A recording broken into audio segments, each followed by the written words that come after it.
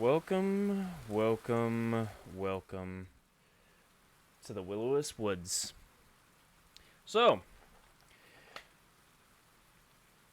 welcome to Steam and Rain.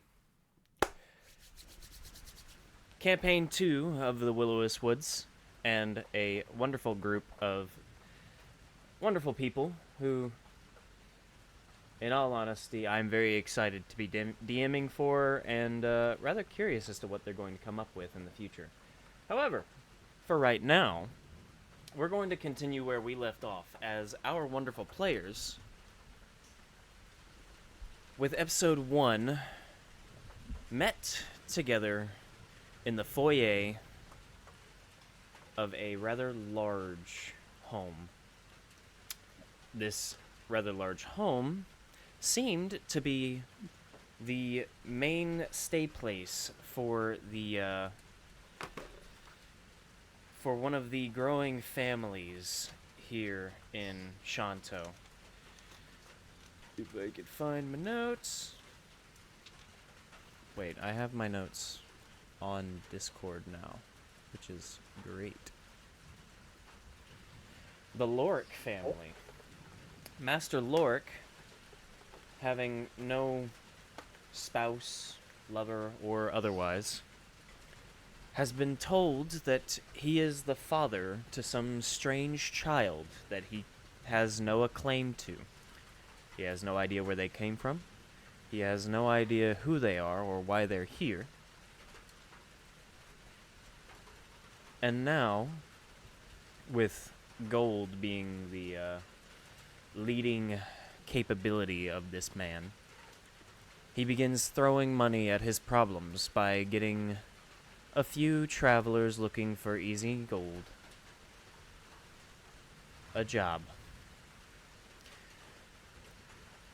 This girl, no more than 8 or 9, with dark skin and platinum white hair, stares up at the three with emerald green eyes, as after their shopping, their rest in the tavern, and gathering themselves for the travels to come, they now all find themselves at the northern gate, packed, ready to go, and seemingly with their... Oh, you're such a big boy. You're such a big boy. I'm so proud of you. Thank you for the resub. And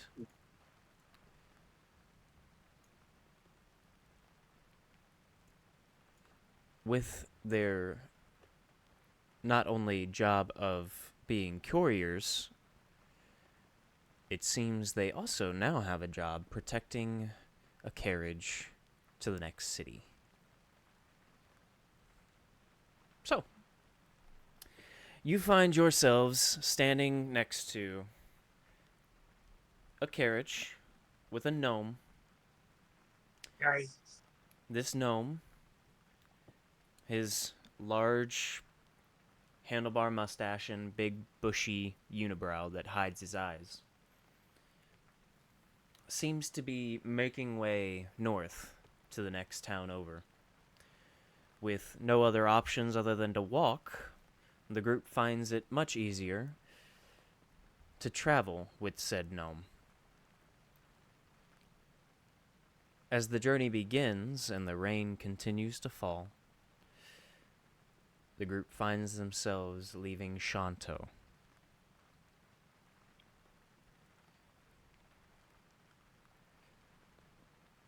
You sit in this carriage holding no more than 2 crates, with no one other than yourselves, the gnome, and the so-called package that needs to be delivered.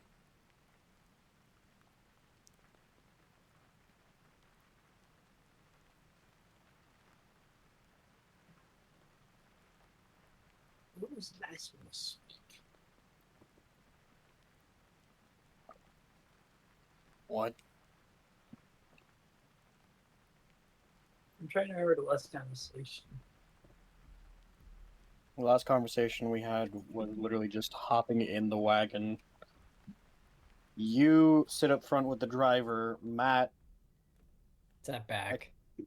sat in the wagon. Darrow put the girl inside the wagon with Matt. Darrow's sitting on the tailgate of the wagon, keeping watch for any followers.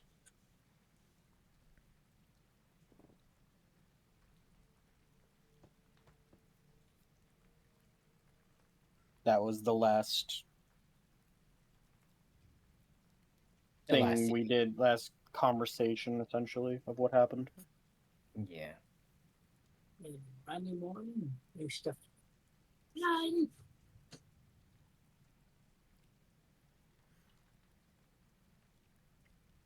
Be honest, I can barely hear you, James. I might have to just turn you up.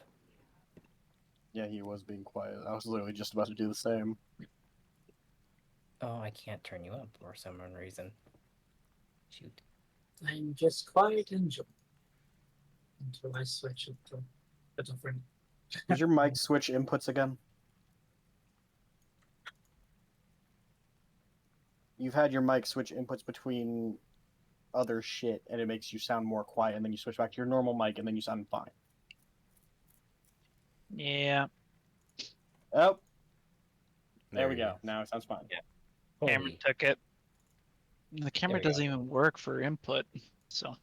Really? Because it sounds like it does. You know.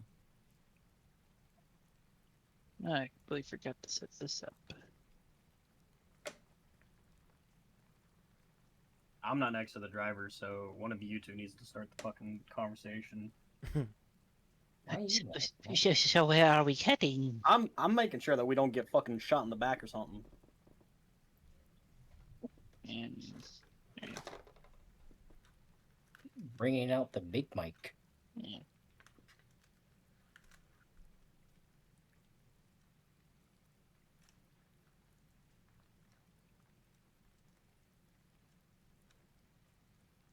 So where are we heading? Good sir. Well, we're heading to the next town up. Ah, that would be. DM, you need a DM. A Claude. Trying to find my notes on that.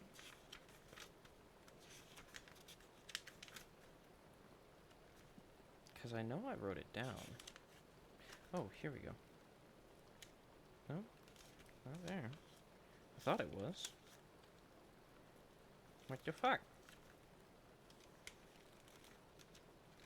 Where did I put it? Is it not in this notebook? It's time for sugar.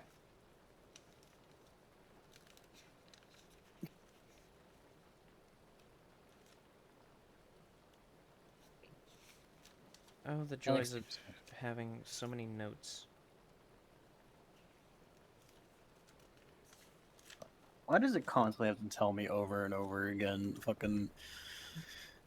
Here's the rules of the chat. Motherfucker, I'm a mod here. I know the rules of the chat.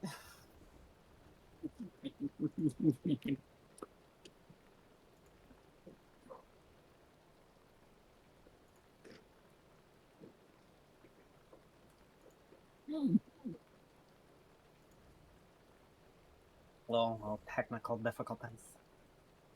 Well, this isn't technical difficulties. This is me not knowing what the fuck I'm doing. Technically, it's a difficulty.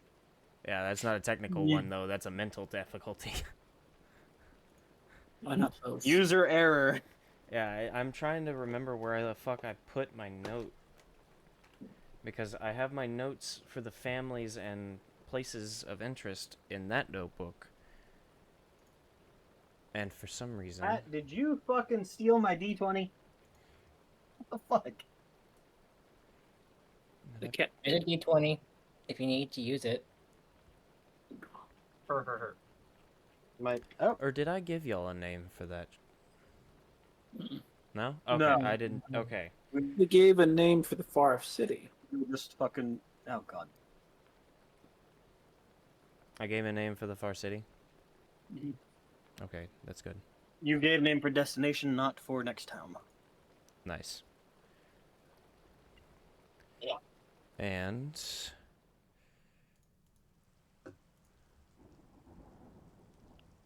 Rihanna. I also have a question for you, Will. So since we bought the map, do we get technically a actual visual of Shanto as a map for us players, or no?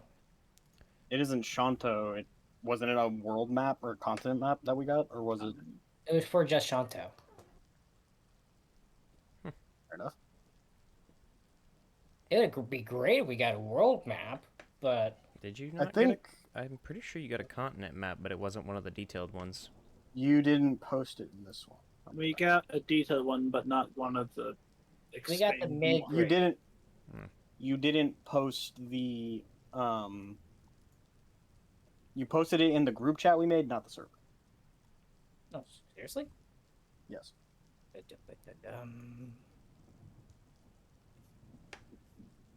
All the That way, gods. you actually can also see the city we're going to.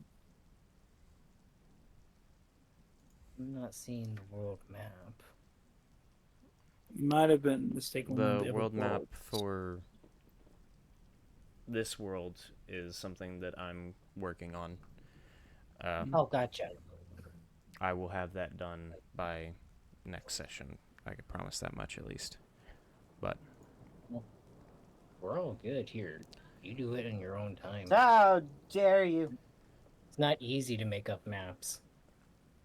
for me it is. It's because I've got the idea in my head. It just takes me time to actually get it down on Oh paper. no, you did it for Draconia, and you have one for Grandiasha because Yep. you've already made those. But there's no. Yeah. Well, I've had- there's Zoros, but there's not. I've had one game of like play-by-post that lasted all of a chapter before somebody blew themselves I up. wouldn't even say a chapter. It was not even a day. Yeah. It wasn't even a day, 24 hours. But anyway. The destination, Riano, and the next city up would be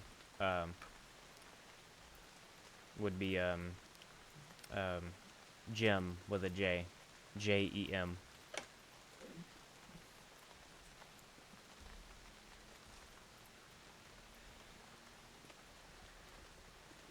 That's what it says on the map, at least.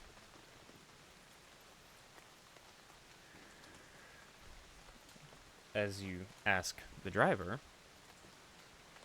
well, I'm heading to Gem. It's the destination I've got to go to restock. Oh, Jim. Have I ever been to Jim? Jim? Have you? I don't know. Would he have had reason in 100 years to leave? That's your character. That's your prerogative. If you're gonna say, I don't yeah, have he's a been there." map or when we got to build it, so. Yeah. All we got was 3 big cities. I'm like, 3 cities. Make it on the fly, James. To give you a reason as to why I only really give the 3 big cities is the 3 big cities themselves. Think New York like 2 to 3 times over.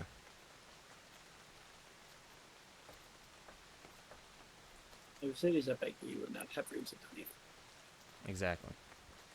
They're very large cities, and a lot of times the reason for that is because of the fact that it's one of the safest and one of the most secure places to be on these island continents. So Ah! Jim. What's it like?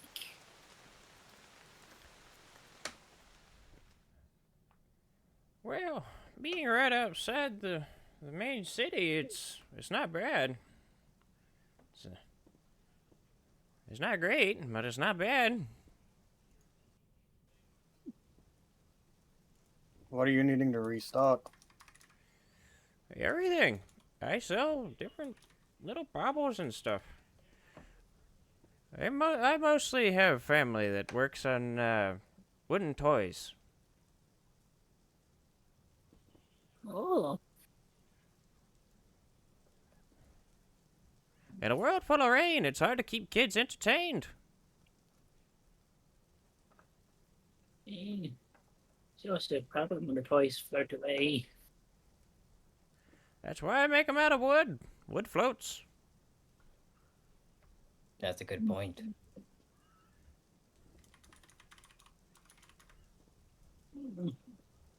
How many times have you gone between towns like this, gnome? Uh, I've been at this for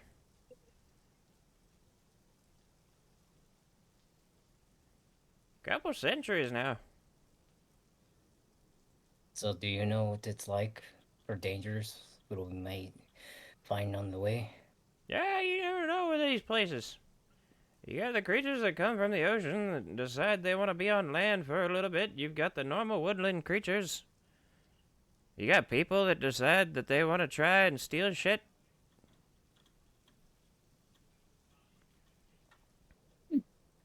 Grandpa's Yeah. got a fucking mouth.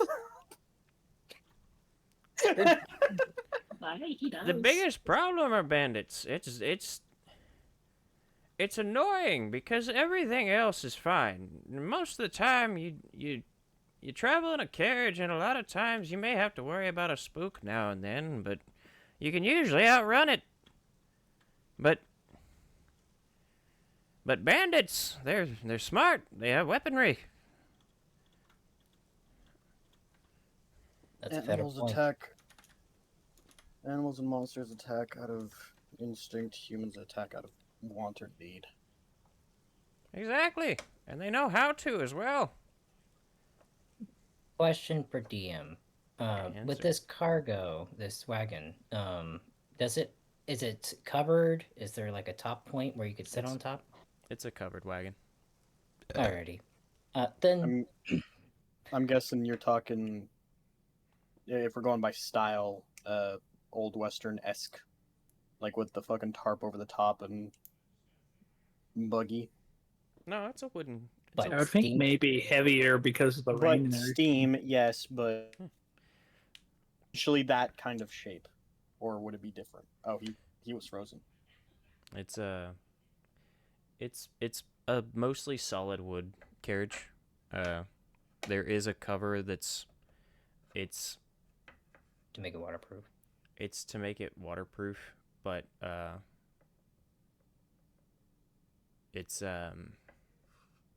it is covered, and it's less of a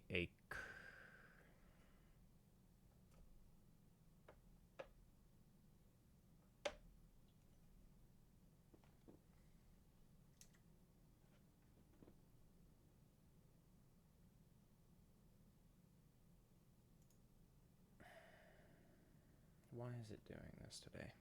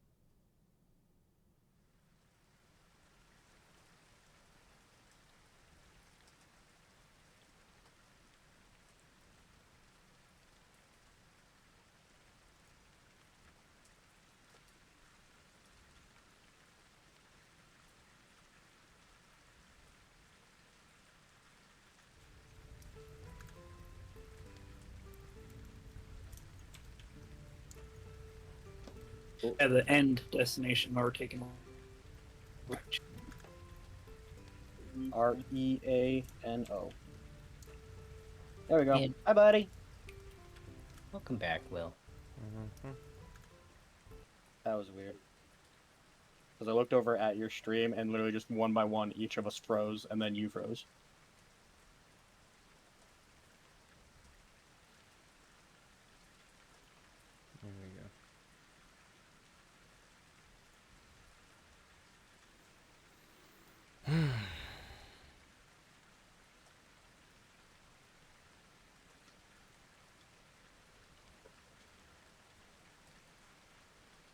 But no, if you want...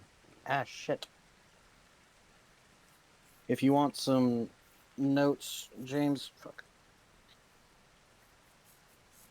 I didn't write down the name of the city I Well, got.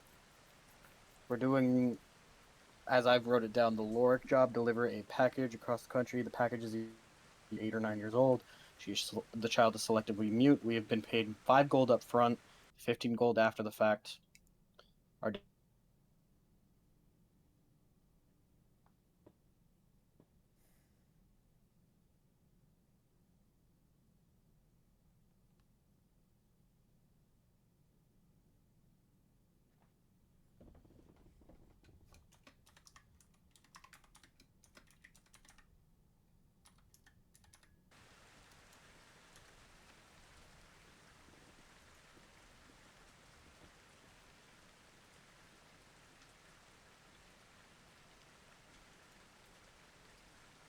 AT&T needs to fix their shit.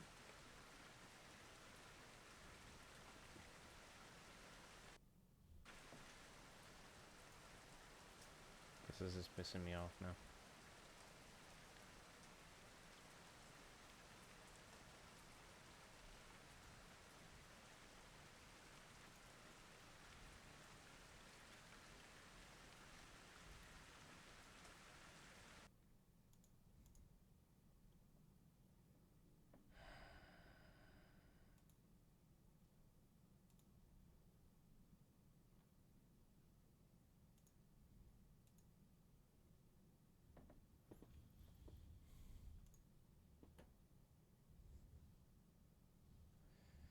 Dude, fucking everything is crashing. Why?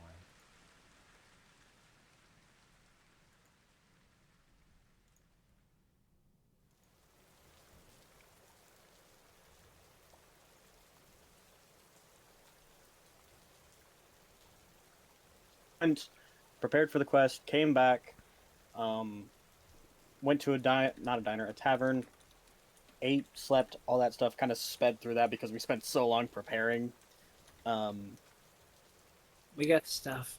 We woke up, we went to the northern gate, we were looking for a ride to just anywhere that would lead us towards Riano, and then found the gnome, and we left, and that was the end of the session, and now We never figuring out how agreed to on the progress price. here.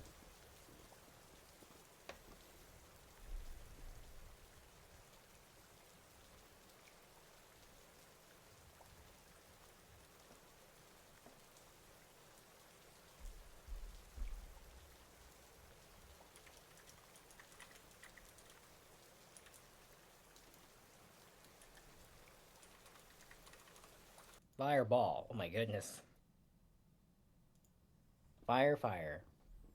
Ball or stone? The Ball. stream looks like it's working properly. Mm-hmm. And I'm just keeping it that way. Okay. Hi guys. did you You're all never gonna get see to? any of us because it's gonna get edited out. But hi. Oh no, I He's don't. spiteful enough, he is going to cut this portion out and stick it in. You try to be a smartass. When we control the editing, No. I can show my smiley face. The only editing I really do for these kinds of games are this would be a clipping portion you together. would cut out, yes. No, I clip together the VODs if my OBS disconnects and then just upload the whole thing. Kinda figured. Yeah. Athena, are you gonna answer their call? Are you talking about Chaos liking the cat? Yeah, this And is then you Rob. just have my demon in the void over there. Oh, she's This not. one- I thought her eyes turned red for a few seconds there. Like, Oh no, that. I know. What the fuck? I know. What the fuck? Wait a minute. I No? was getting kind of scared there for like, she's showing her true colors. So what was the last He thing is a that you criminal. all heard? He Last asked thing- about what the wagon Wagon. was like, and you were You giving a were- description, and then you Yeah. got cut out. You said that it was more of a harder material and enclosed wagon. Yeah. Hey, roll. No, you're not wrong. So good to continue? Yeah. At the moment. Okie dokie. Well, Thormir tells the gnome, okay, thank you for the information. I will go ahead and take a seat up on top. I am going to be the eyes in all areas while we travel. And is it cut supporting? So Thormir, if it rains, it rains. We all live in a world of water. You got to accept it one way or the other. So, jumps on top, sits on, and stays on guard. Why are you sliding down and slicing my leg? Like damage.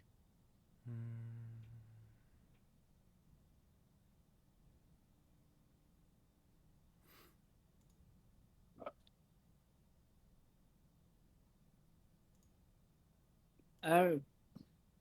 So we know we're going to the gym.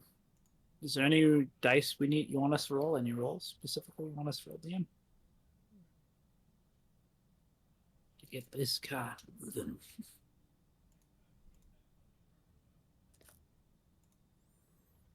Well.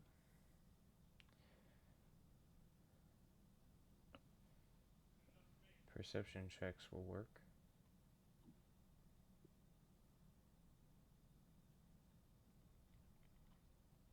No need to fight.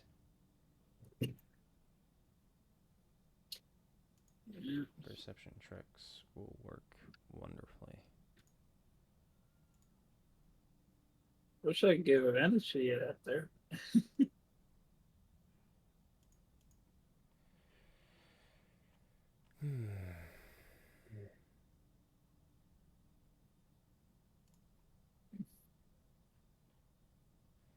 So,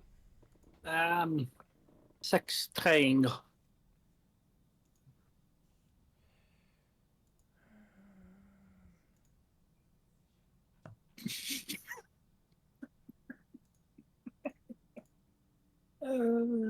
This is a gift that keeps on giving. We should. I'm so happy your wife is convinced you to do the cameras. This is great. This is great. Can you repeat Yeah, what the she's fuck very- you said? Because I heard sex train. What? I was tuned the fuck out. You said something, and my brain heard sex train. I don't. I have never said those words in my life. In that order, Which is why I'm confusing. What did you say? I said I'm happy that his wife convinced Matt to. Before that. It's a gift that keeps on giving. Before that.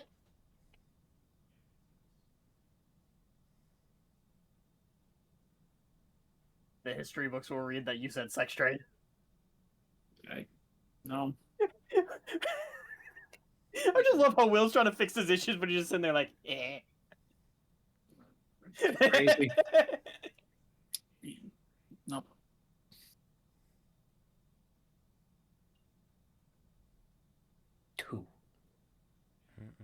Too much. you all have rolled your perception checks, correct? Yes, No. sir. No. Not me. Fucking where's my D20? D20. I rolled a 14, so I have a total of 18.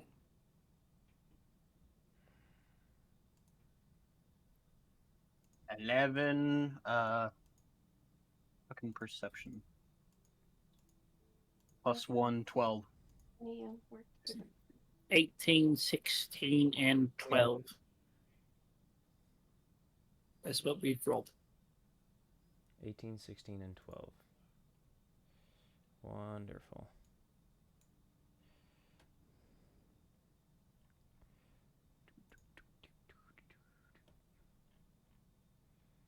Plus, Matt's on top of the carriage now because he's apparently decided that he's going to be the turret. All right. Well,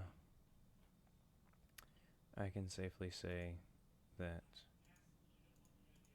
as you all are traveling and watching, the Lars just high off his fucking kite in the passenger seat.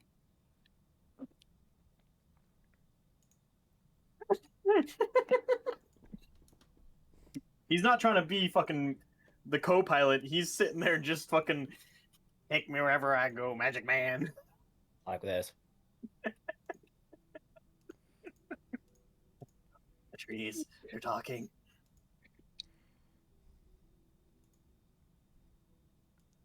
They're speaking tiefling and I don't know what to do.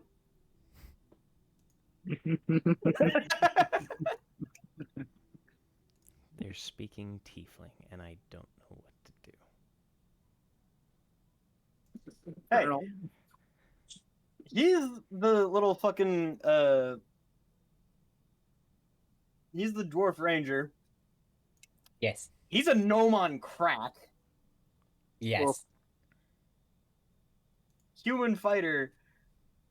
And No. this is Human basically babysitter.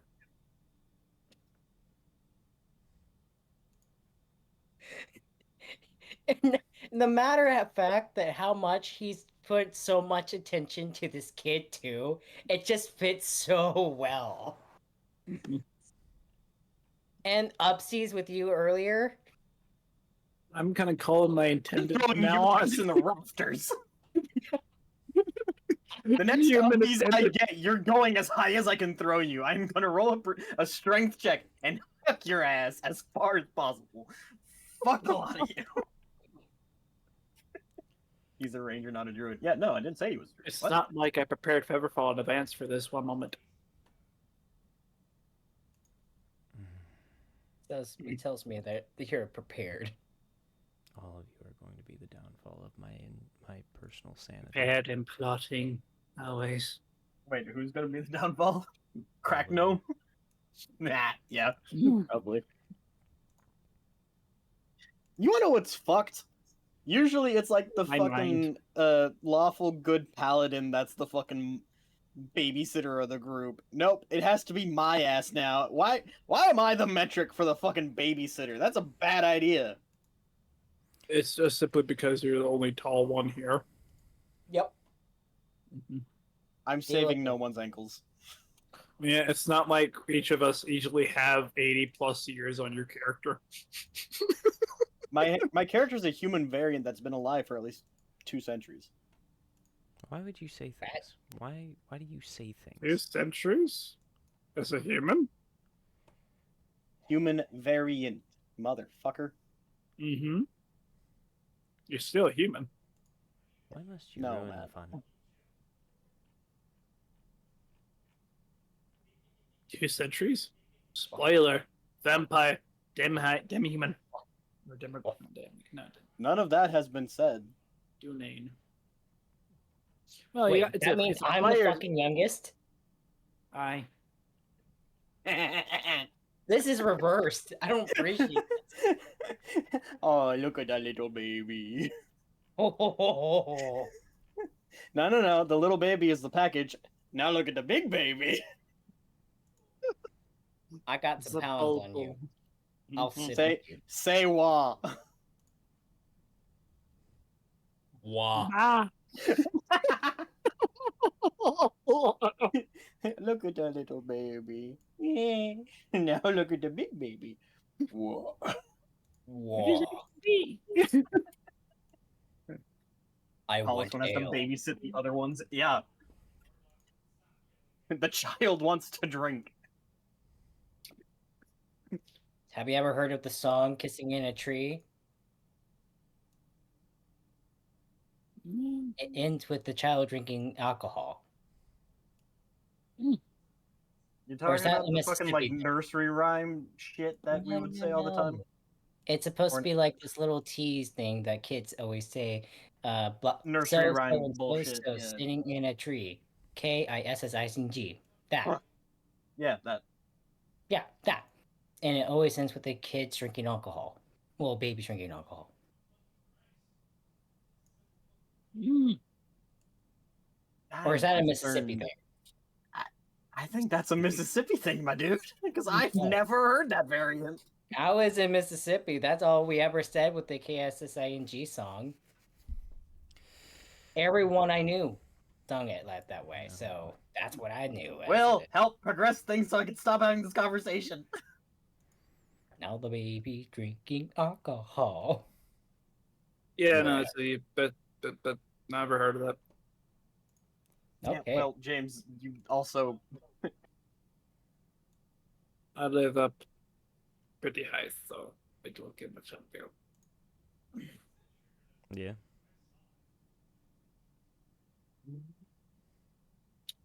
Yeah. So, I'm afraid he would always be... Who's the smartass general? What do you think?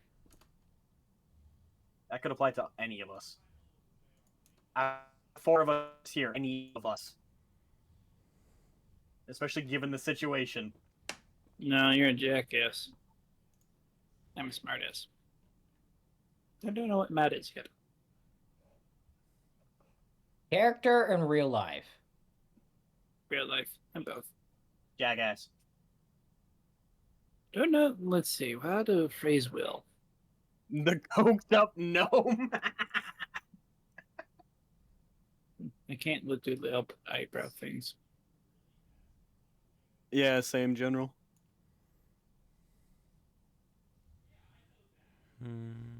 What are you doing? You're like clacking over there and so confused. Yeah, no, you got. I cannot. Well, I guess. Matt questioned him on the map. Matt questioned him on the map, and now he's like, "I must do it now. I have a vision." Is that what you're doing? I'm the No, man. well, it he's is, but smiling. it's not just what I'm doing. It's one of what I'm doing, but I have to kind of I had to kind of create the map to figure out what I was going to do for you all. Wait, yeah, okay, that makes sense. Also, Chaos, I know you probably I don't think you were there for the fucking general store bit, but I have apparently been marked the tall one. Oh yes, you are the tall one. Yes, yes you are. Tall one, up. Bitch, what? You see, look, he's already conforming to the status. I'm gonna steal your booger sugar and watch you go through detox. Y'all are strange. Do we have like in our characters, since we like, as we know that James is a gnome hop up on drugs? We don't know he's hopped up on drugs. We haven't seen him With our do character. anything. That's Don't- what I. That's so. Me letting slip that my character's older than you think is what would be known as metagaming. You guys, as characters, don't know that. Oh, I have a few of those. We myself. don't know that he's hopped up on fucking drugs. We just think he's fucking weird and a little wiry. Also, I'm playing him normally, not on drugs yet. So you're just fucking cracked out normally? Yes. I don't know how I feel about that. Trust me. It is so for somebody who has no idea how drugs actually typically work. I'm going to show you the definition of what I think they look I enough. already have a hard time Also- understanding you now. I don't even want to understand how. No. like. I need a Different- translator. I love the Transformers reference in Will's chat. Oh my god, that's fucking great.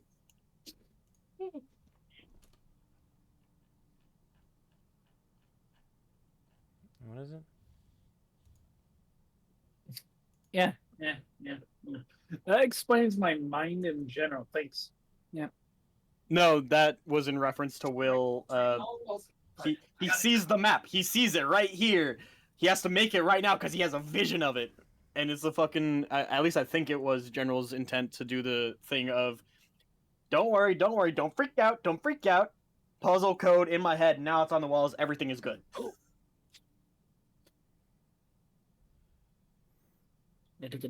I watched that movie way too much when I was a kid. Revenge of the Fallen was fucking amazing. But nonetheless, fucking. I'm here. I am. Are you? So We're good. We're entertaining ourselves. No, seriously, we really are. well, that's really the issue. Is I'm supposed to be doing that. Did you make a dice tower? I do. I have 1, 2, 3, 4, 5, 6, 7, 8. Now It's 9. time for it's celebration time. Matt has made his first dice tower. Mm, Is that a thing? Yes. yes. What? Yes. In D&D, when the DM is figuring shit out and doing numbers and calculations and figuring out their own little thing, players will get bored, they'll talk to each other, they'll fucking flip around on their phones, and every time one of them makes a dice tower. 20 is my record. So as you're going along, the rain, of course, pitter-patters along the ceiling of this very simple but well-kept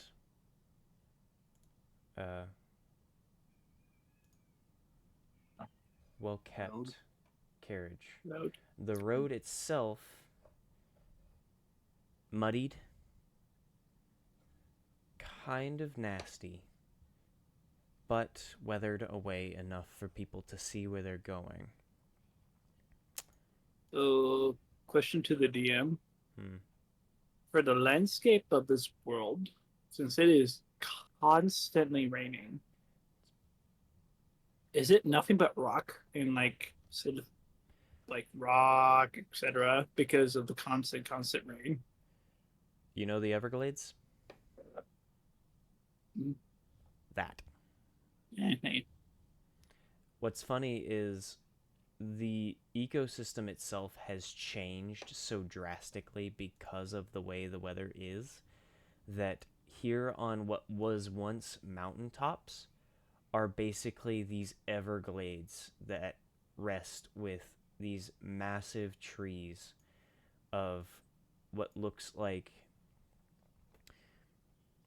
weeping willows, but they're contorted and twisted to try and survive on what was once mangled stone, and now it's covered in moss, algae, grass even.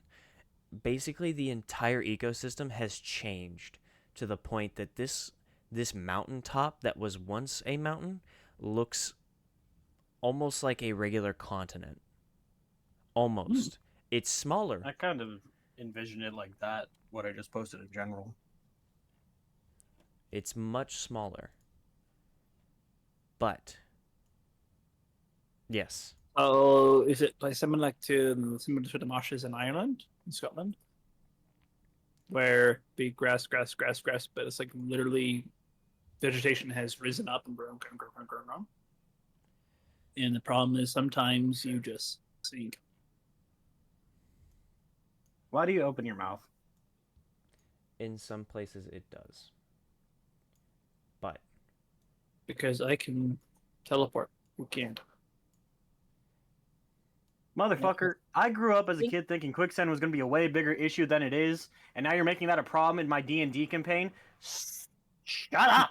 Remember this. Quicksand is not as dangerous as most people think it is in real life. it's usually only like 6 feet deep.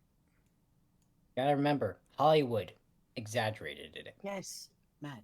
But is anybody here going to deny that when we were kids, we kept seeing things of quicksand being an issue, thinking that we're going to deal with this on a daily when we're adults, and then finding out, yeah, no, that's not a fucking thing. I've met quicksand on a beach. I've sunk myself to almost my knees. Made? Yeah! Yeah, you can make quicksand on accident. It's pretty interesting in all honesty. It's hella fun. No, once you because get I know I the live beach. next- I know the kinda beach he hard it out. probably did this in, and I just know for a fact he got stuck at his knees and he's just like, It was hard to get Fuck. out. G, quicksand, hard to get out. I'm more Anyway. afraid of marshes, as we Yeah. have a few, and I've had to work out there a few times. Well, because marshes also hold fucking monsters, river monsters, alligators, shit like that. Like, more just snakes up here because it's so cold. So it's just because we have so much water up here, and then everything overheats. And yeah. I'm old as fuck because I remember the show River Monsters. You want to know what's part of River Monsters? River snakes. I don't like river Snakes. snakes. Yeah, I was sinking up to my What'd you knees, and say? I have lost two pretty much both of my shoes trying to get out. What'd you The say, shoes Will? are gone. I don't like Perfect. river snakes. I don't think anybody likes the idea of a river snake. I don't like river snakes. When it's in my hand, it's fine. Go on the ground. No. I bet you like my Yeah. snake in your hand, huh? You both know you would love that. I don't like that he just went with that. Here's the thing. He's spending more and more time with both you and me and just us all in general as a group. He's starting to come up with better and better comebacks, and it's disturbing. Do you not think I already had the comebacks and I've just stopped caring and being quiet? Like drop. If you didn't care enough, you'd stay quiet, but you also sit there because it's us, and you're like, I'm gonna fuck your day up real quick. Because you know, if you open your mouth and say something back, we'll all just sit here in shock, just like, James just said that? James just said that. That came out of James's mouth.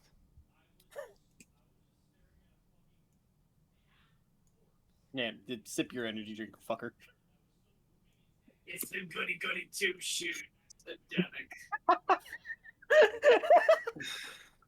He's getting into character. I fucking love General in the background when Mr. Mr. Goody Goody Two Shoes opens his mouth. Yeah. Can you kill something now, please? I can. So, as I was saying before, as you're heading further up, you do know that traveling here can be difficult sometimes, depending on if the rain picks up more. But for the most part, a lot of it is taken care of due to the rain itself kind of washing away most of debris and overall issues that most would come in contact with. However, the rain also causes issues. I would like D100s. I was wondering why my rain wasn't going anymore. It's because Spotify had a stroke. What a wonderful number. 77. It's these two dice, correct? Correct. Mm-hmm. Oh, it's the both of them? Yeah, so A D10 and a D100. so this side equals your 90, 60, whatever. This is your number. If you get a 10 and a 0, like if you get double zeros, that equals either 100, or if you get a 10, or if you get a 9 for us, it gets 1, 2, 3, 4, 5, 6, 7, 8, 9. The 0 is impossible. I got 87. Oh.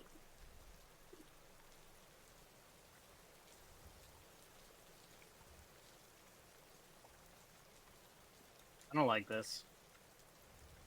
I got the double 0 and 7, so 7.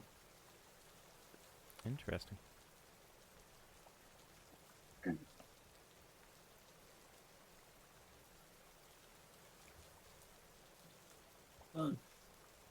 By the way, as we go along, it's gonna just be music and be a little something. And just does a weird little jig. It's just back down, but shines a bit in the balloon. It's a bit shiny as I cast Mage Armor on myself for 8 hours.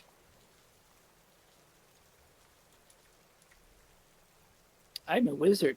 I have a really low AC, so I have to use spells to save my life from getting one shot. Yes, you do. And it's kind of funny.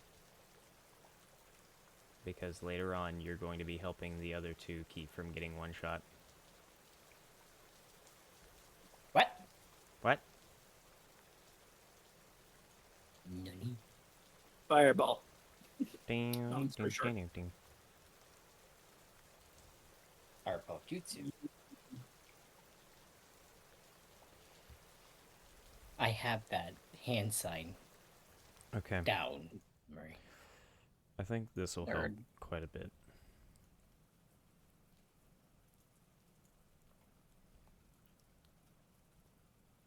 So because you all didn't get, like, the detailed map,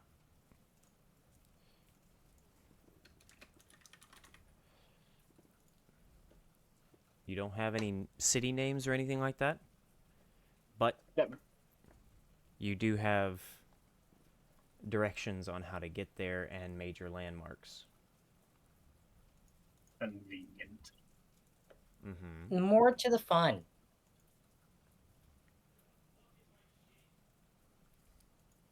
It just makes me laugh.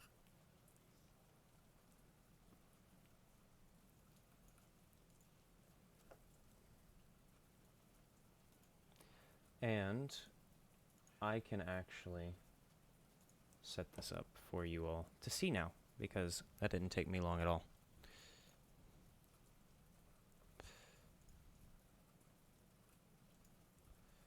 Places.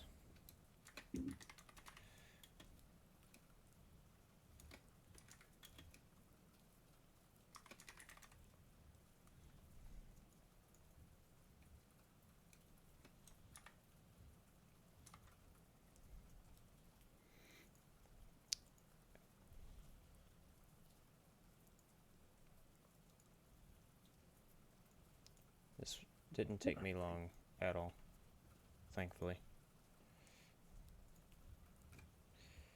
There you go. We got the map. Base armor 15 now. For your reference. Nice. So is Fuck. I'm guessing it was Shanto, right? Shanto is the massive Yeah. city to the very south. Yeah, gotcha. Gem is the next one up. This reminds me of Peglin. Do you choose left or right? Purple. Fancy. So, on your D100s, who got what? Double 87. 0 and 7, so that's either 107 or 7. So I'm gonna say. it's And probably- what you get? So was it 2 zeros and a 7? That's So that's a 7. I don't like that. So we It got- works perfectly fine. 7. Because if you get a 10, you get 100. 77. James got a 77.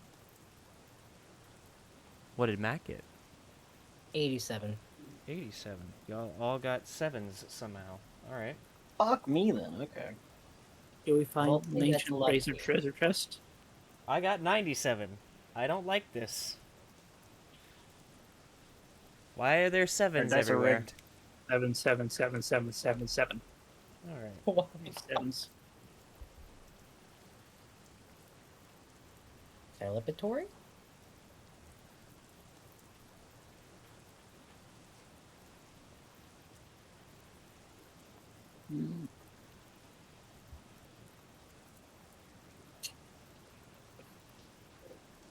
I have an idea. How about we don't go to the valley that's in the map That seems like a horrible, horrible idea. With a massive, massive rapids constant. DM, quick question. So, is the capital just the big castle area, and we're just going up? Shanto takes over basically the entirety of that piece of the island. Holy crap!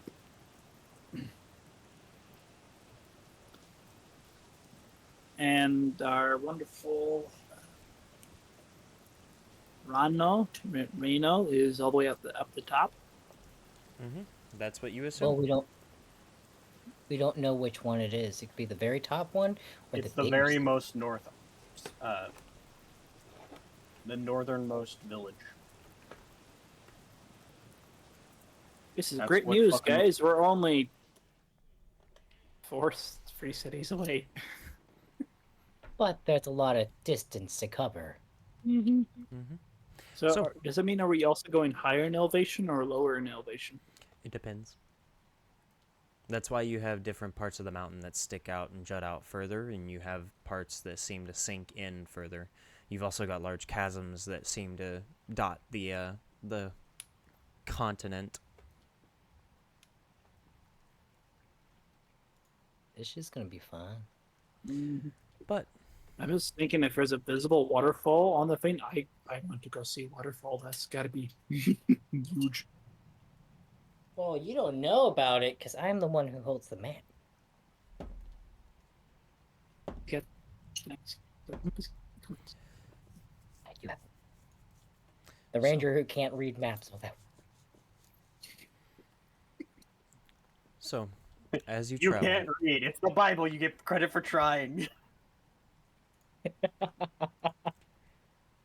so as you try to make your way through this weather and these muddied roads,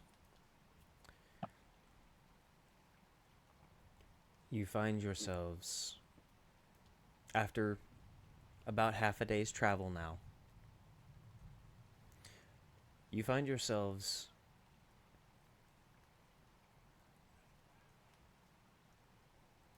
watching for anything that moves, really, at this point. And something catches your eyes.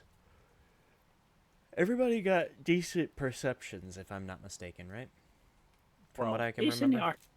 Okay, good. 18. Wonderful. So you all, and Matt, your Thorum being atop the cart. Also, you're soaked at this point if you've just decided to sit up there the entire time.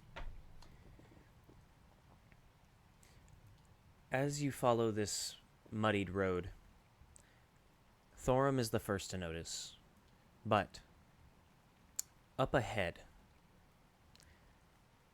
3 men find themselves digging in the middle of the road. 2 of them stand at the top of the hole, seemingly arguing, while the third is still digging. Thorum, because of your 18, you do hear a little bit of the conversation as the rain seems to slow a little bit for right now.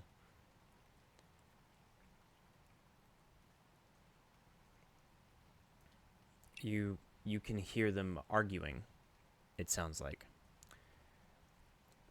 I told you it wasn't here. Oh, shut up, we haven't gone deep enough yet. Well, I don't care what you think, it's obviously not here. And as you get closer, the gnome stops the carriage a good 200 feet away. Keeping distance, but close enough now for everyone to see them.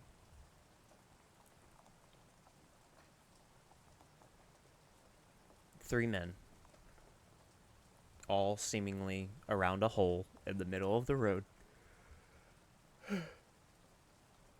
And the 2 not digging turn to look at the caravan, or the carriage now. So, is there 3 total? Yes. Or is there 4 total? 3 total. One's in the hole, 2 are arguing. Very annoying for us. Darrow gets out of the carriage, telling the little girl to stay put inside. And as he opens the door and gets out, bangs on the roof. Thormir, make sure you watch these guys. Are they allowed to do that? Can I help you guys? Or are you blocking the road for a whole other reason? Great. Now we've got people traveling, and we've got to stop the hole. I told you it wasn't here. Ah, shut up. The two... You gonna give us an answer or what? The two standing at the edge of the hole. One is a ginger-haired, muddied man in a coat. The rain absolutely soaks him, as it looks like he's been out here for a while.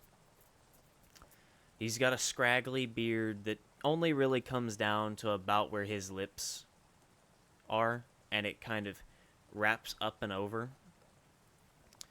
The other, a dark-haired man, clean-shaven, with his hair kind of slicked back as he pushes it back to get the drippage out of his eyes and out of his face. And the third that's still in the hole is a beefier guy. He's obviously the one that hasn't gotten tired yet, as he's still digging. And he's down now to where, like, his shoulders can be seen. And the two that are standing atop this little view into the hole. The dark-haired one looks to Darrow.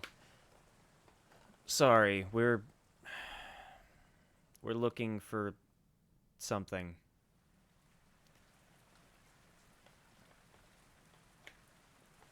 And is there a reason it's in the middle of the fucking road?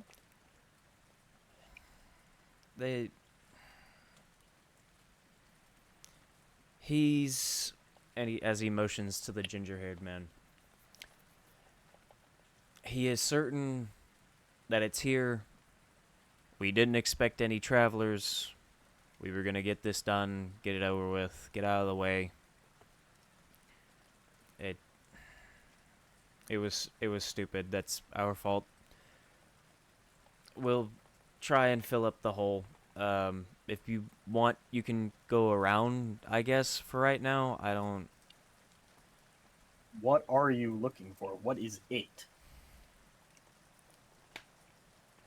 The dark-haired man looks to the ginger-haired man, kind of annoyed and slightly disappointed in not the situation, but mostly himself, it looks like. Something very stupid. Don't worry about it. Is it treasure? It can't really be stupid if you're digging a giant hole and being so mad about it. The ginger-haired man points to the gnome. See, he's got it.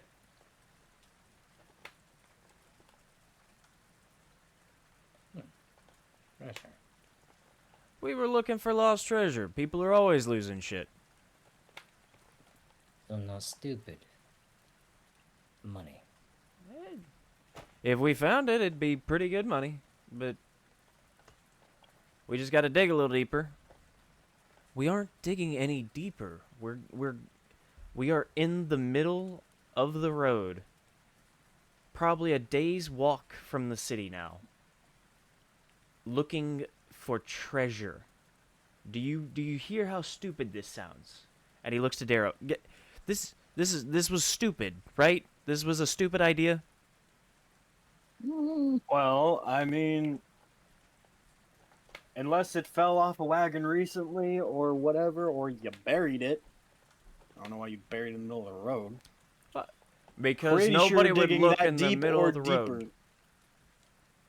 The ginger-haired It's man a road. goes. It's a road. People notice when things get unearthed in the middle of a road. Think about it. Do you look where you walk? Kinda, yeah, it's how I don't get fucking shot. It's all I can do. The ginger-haired man just kind of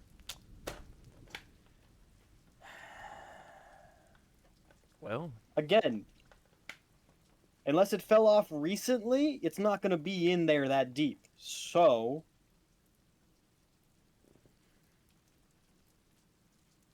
I told you. Stupid idea. Well, maybe we just have the wrong place. Can I get out of the hole now?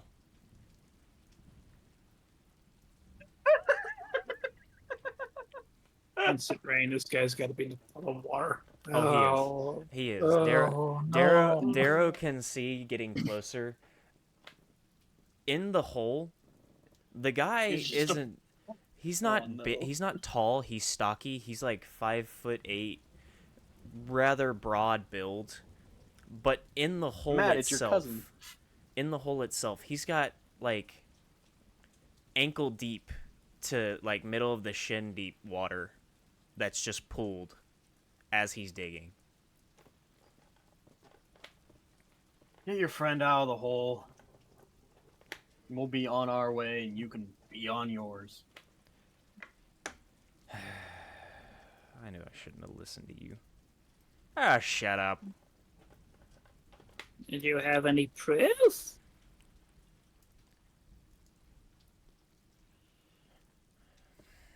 He's got a fucking poem. You came out here digging in the rain in the middle of a road over a poem. That's what I said. Ah, shut up.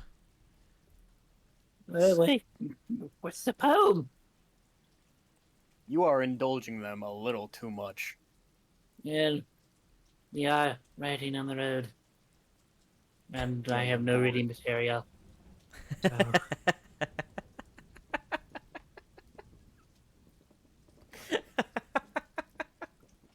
We are At riding least on you the have road. the other gnome to accompany you. The ginger, seemingly proud of himself now, puffs out his chest. Where the pathways meet and feet do fall, you will find the treasure for one and all.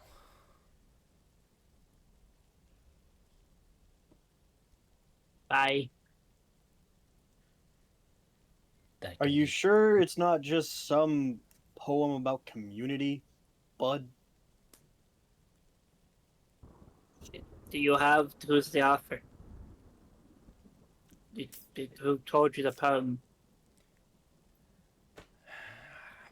Could it also mean that possibly in the town itself?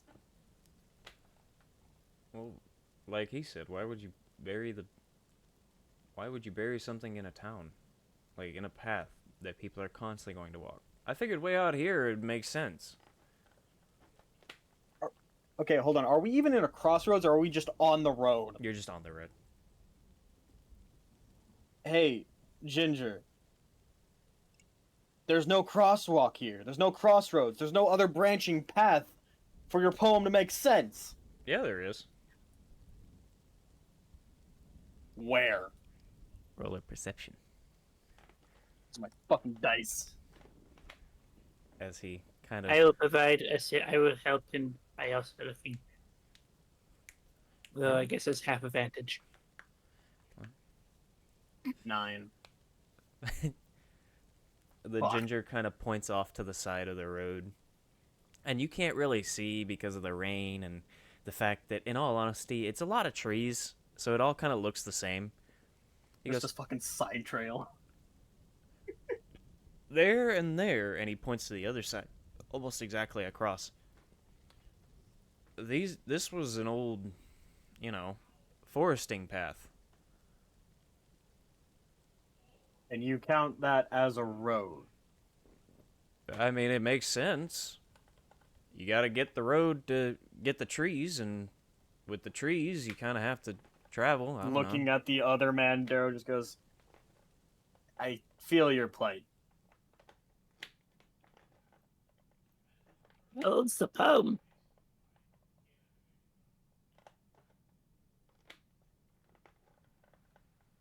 Hmm? How is the poem? Who's the poem from? He says he got it from his old lady.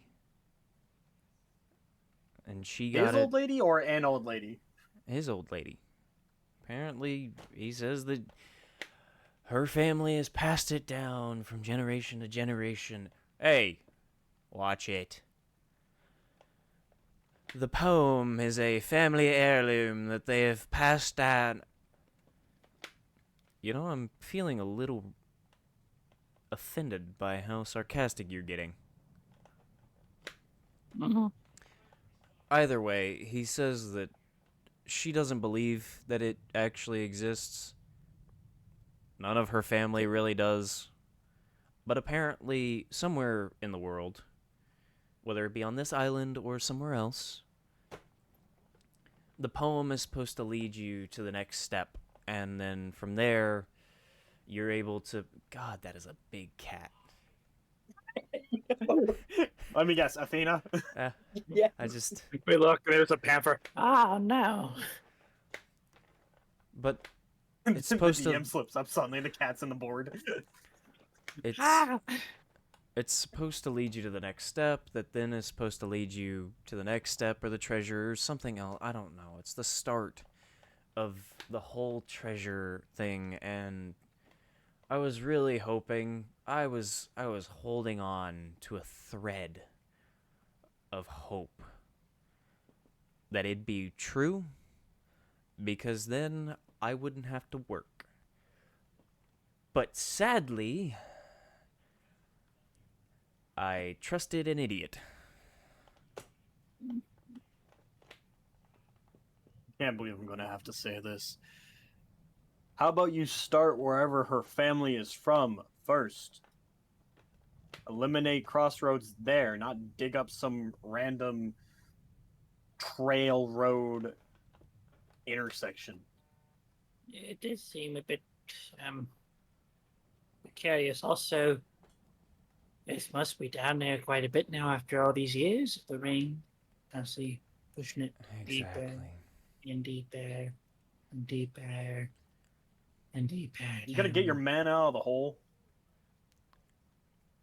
I just want to say one thing first.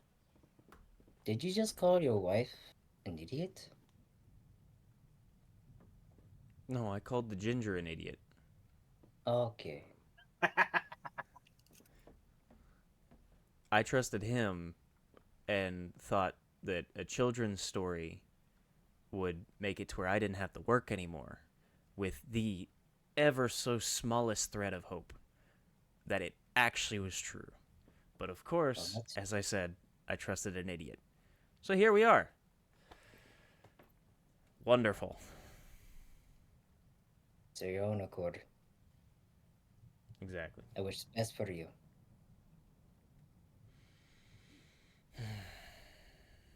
Fill up the hole in the road. Move on. We have to probably go around the hole, because once up you filled up the hole, the ground's gonna get really marshy. You can easily get stuck in it. Yeah. Let's hope How nobody easy would gets it be caught for in. us to? How easy would it be for us to actually just get around the hole, considering that the sides are filled with brush and whatnot? It's not necessarily like the trees are right there on the path, but it's enough clearance for you to get around it pretty easily. The tree line isn't right there on the path. It's a good, 10, 5, 15 feet in some areas away from the trail. But the road itself is rather wide, so it's just the issue of it is like right in the middle of the road that these guys have made this hole. And it's a solid sized hole.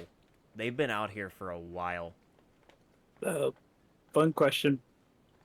Yeah, as we pass, can I roll perception to see if I see their little package in the dirt? If they might have missed it. Roll a perception. I also I want to know if either side of the 7. road is there a No. decline, like Like there's a slope in the.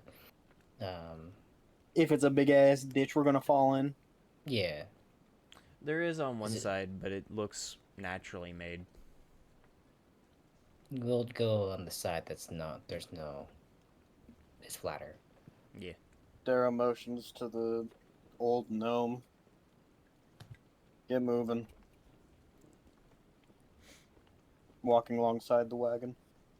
Nice. Carriage, whatever.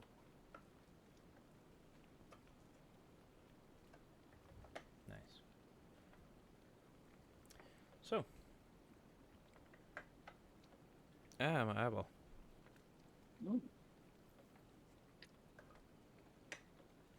So.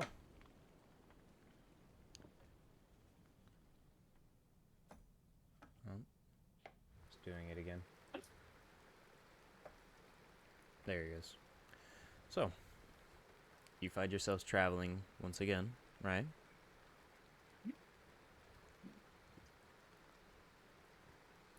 However, Darrow, as you get back to the carriage, you find that the little girl has disappeared. Ash!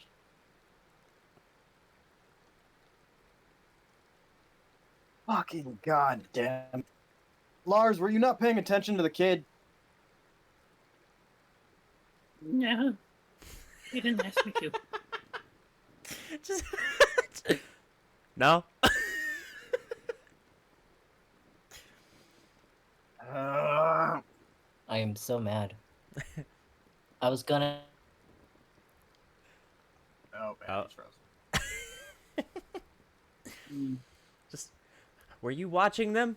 No. Well, yes, I was watching them. They were digging, and it was quite entertaining.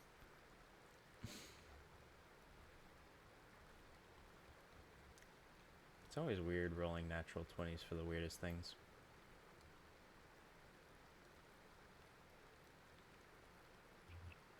Well, it seems Thorum was gonna do something. Yeah. Look how jolly he is. Take a screenshot hoodie and send it to his wife. My internet keeps cutting in and out. Oh, there it goes. Oh, there we go. You were Like, gonna say you were gonna do something. I was gonna cast a spell at the edge of the carriage, but my only resistance on doing that is I didn't want the spell going off on you whenever you got back in. He's not that evil of a DM. Yes, he is. The girl's gone. Yes, he is. Don't. Well, no. the alarm spell goes off anytime anything hits. So it wouldn't matter if it was a good, bad, in between. Okay, I did not know that. If Yep. I would have known that, I would have probably spent that spell. If I'm not mistaken, alarm 5e. I thought it was like a one-time gig. How This is far when- are we from the dipshits in the hole?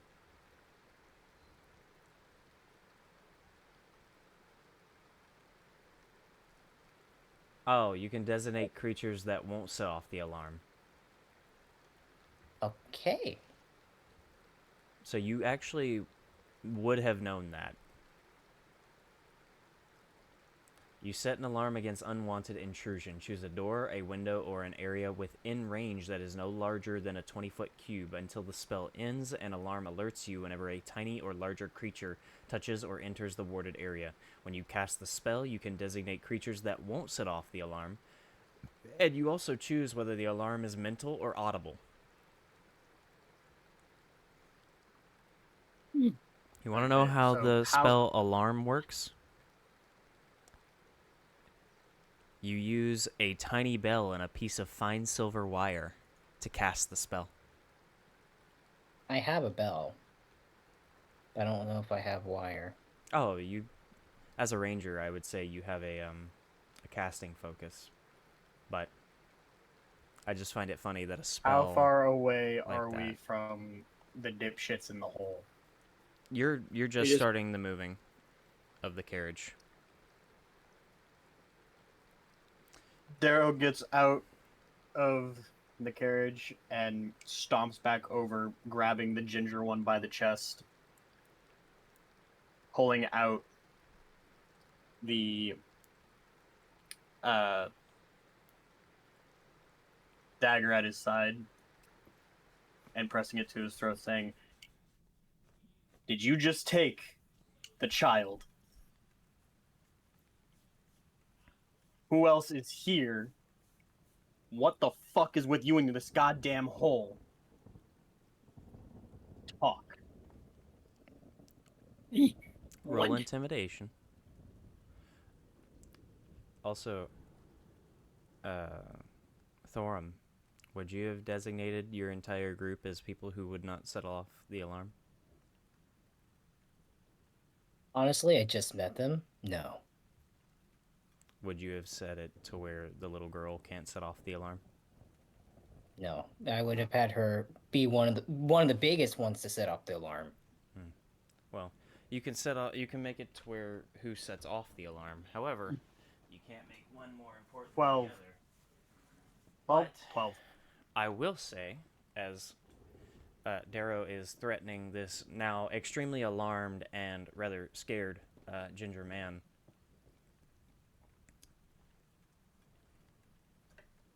did you have it mental or audio?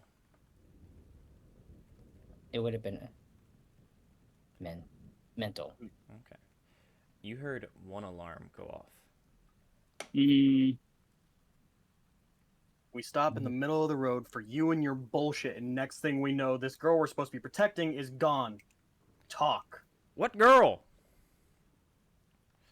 You expect me to buy that crap?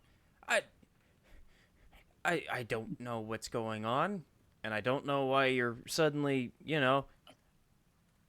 here, in front of me, with a dagger. Warren, look around, please. Use your ranger eyes. When did I hear that the tone, the ring, the alarm? The alarm was as Darrow was talking to the guys with the hole. First confrontation? Like, as he started talking to them. Okay. Mm. With that, I would beckon to Darrow. There's no time to give a shit about these motherfuckers. We need to go find this girl. Darrow pushes the ginger to the ground. You got something to say? You know where she went? You see her? No, but we got to find her. We have to track her. We need to make sure I have tracking skills. I should have tracking skills. I'm a ranger.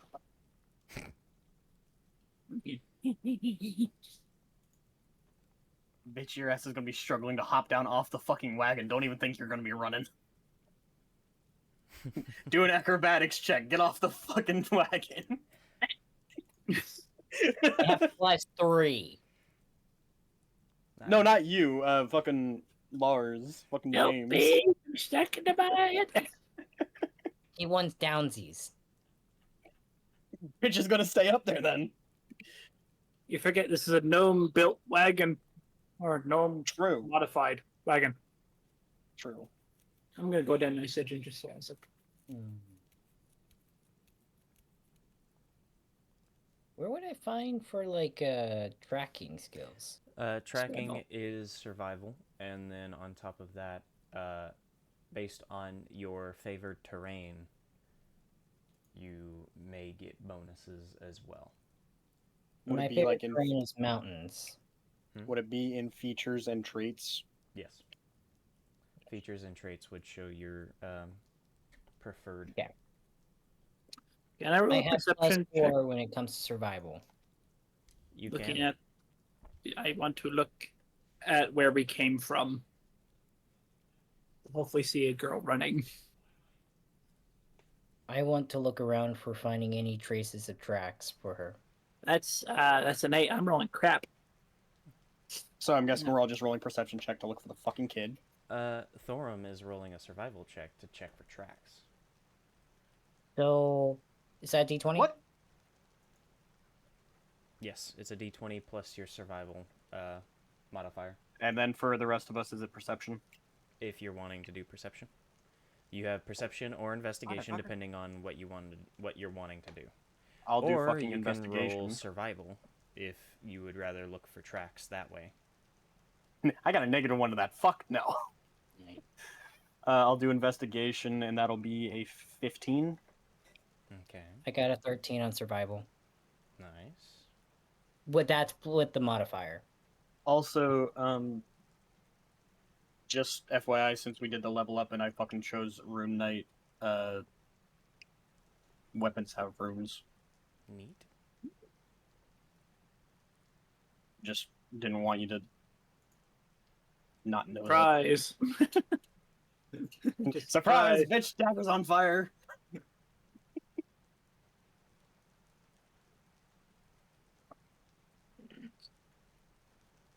Was she stolen or did she run? I also have really good dark vision for being a dwarf. I cannot wait to find this You're a girl dwarf. and find that changeling. James! Shut up! Well, I also have traits that actually help with dark vision on top of being a dwarf. 120 feet. Well, you show Stalker? Gloomstalker? Gloomstalker's pretty cool. Yes. Yes. Gloomstalker's great. So, neat. So you got a 18 investigation? What was it? Me? Yes. 15. 15. James, you got a 9 in perception to look back 8. to see 8. All right, sorry, I was giving you a benefit of the doubt here. And then 13 from Thormir to see if you could find any tracks. Well, Yeah. As Darrow is searching the back end of the wagon and the ground around for any clues or ideas of where she may have gone, Thormir and Darrow both find muddy tracks, only one set. And Thormir, being a tracker, notices that they are smaller and seemingly coming from the wagon rather than to it. It then So she ran. seems to trail off to the side towards one of the paths that the ginger had pointed out previously. Where's the gnome driver? The gnome is currently sitting on the front. Okay. And there's still 3 men, one in the Mhm. one in the hole and 2 in out. One in the hole, 2 now. One I shoved on the ground. So one Does in one of us a hole, stay with the car? one on the ground. Thank you, Is that love. a tea? I turned off.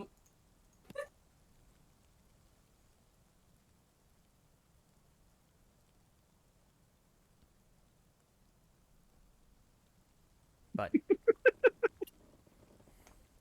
there we go. I'm back. Goober.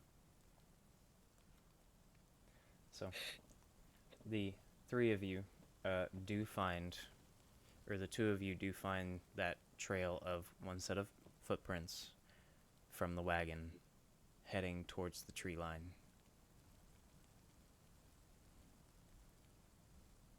Does Fuck. Alright. we one of us need to stay with the? Lars, stay with the gnome. Make sure shit doesn't happen. Okay. Thormir, we need to get this kid.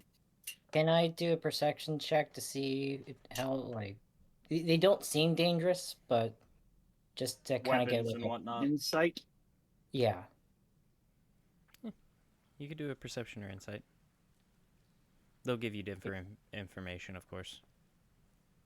What do I have for insight? No, that's no. Insight Gotta roll plus perception. and Oh. insight. So insight, perception. I'll do insight. Okay. Because these guys could be really good fucking what you call them? Actors. They're Actors, fun. bandits, whatever. 12. That's So 12. plus 4, 16. 16.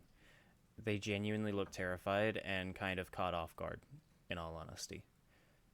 Alrighty. No. The dark-haired one is helping the ginger up, and both are trying to help the large man out of the hole. As originally, it looked like the large man was pulling himself out. It now looks like they're trying to hurry him up and move him quicker so that they can get out of here faster. However, they look more Terrified. nervous than anything. It looks less like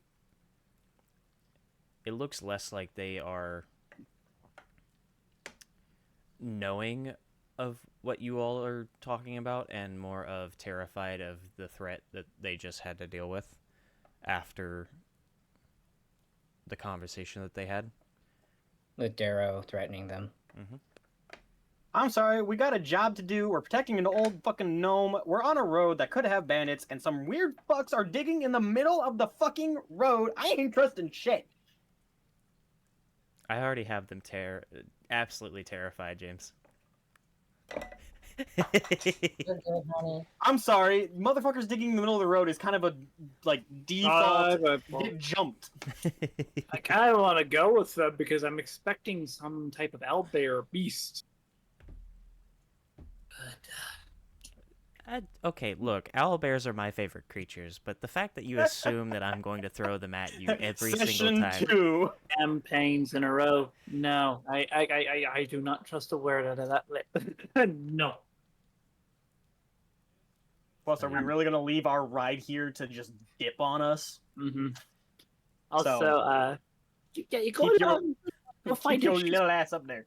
She's I'm not giving you doing uppies or downies. How many times can I use the alarm spell? How many spell slots you have? Or It's, I guess it is it's a ritual. It's a ritual. So you could technically just cast it as many times as you want, as long as you're willing to put in the 10 minutes to do it. It takes 10 minutes. It says 1 minute on mine. Yep, that's Or the that's regular. for the That's the regular casting time of if you wanted to use a spell slot and get it down and ready as quickly as possible, you could use a spell slot to cast it in a minute. But to do a ritual, whatever the casting time is of that spell, you add 10 minutes to it. And of course, it's not going to matter much for like our casting spells, you know, that spells like that, obviously it's not going to matter much. You're just adding 10 extra minutes. And it's not like you're going to do that in combat anyway. So No. In a situation like we're in right now, I'm not going to do it. So it's more time is the essence to catch up to get this girl. Okay. You guys are looking at my food. I will say that alarm is already set up, so you wouldn't have to cast it again. Yeah, at the back of the wagon. Onward, quickly! I got this. You can trust me. You're also a lot faster than me, both of you. Yeah, I'm not carrying you. Yeah, he can just stay up there. We have to go run and find this child. Yeah. Dara goes onto the trail into the woods. Starts running and continuously looking for more tracks. Now that points wand at the guys. Sorry for the inconvenience. Participation. Yeah, because the wizard pointing his weapon at them is going to be like, ah, yes, we're safe now. They They're all genuinely clean. They're all look clean like and dry they now. were terrified for a moment when they saw the wand. We're going to get blown up. Fireball. No. What's funny is non-casters don't really understand how magic works. Yeah, they don't really understand how magic works. It's one of those things where it's like, oh, that's that's cool. I don't really get it, but it's really cool that you could do that. That kind of thing, where it's almost like looking at an artist and being like, Sorry about that. yeah, it's literally like looking at like a really good artist who can do like perfect portraits and being like, I have no idea how you did that, but that looks like lifelike. It's like that kind of feeling. But you look at somebody who can cast spells, do basically anything that they want, and as a normal person who does not have access to magic, it's just like that is both amazing and terrifying. Yeah, they're all trying now. Because you never know what kind of magic that a caster is going to use. Especially a cracked out gnome. But the three of them are now dry, clean,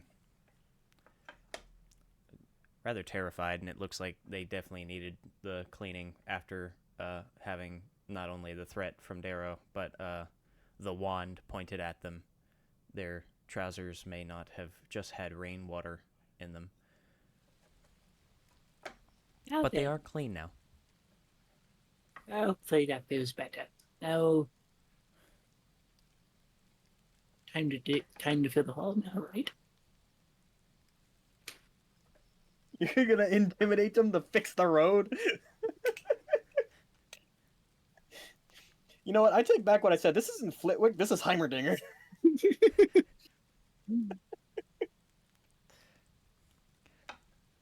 Thormir and Darrow.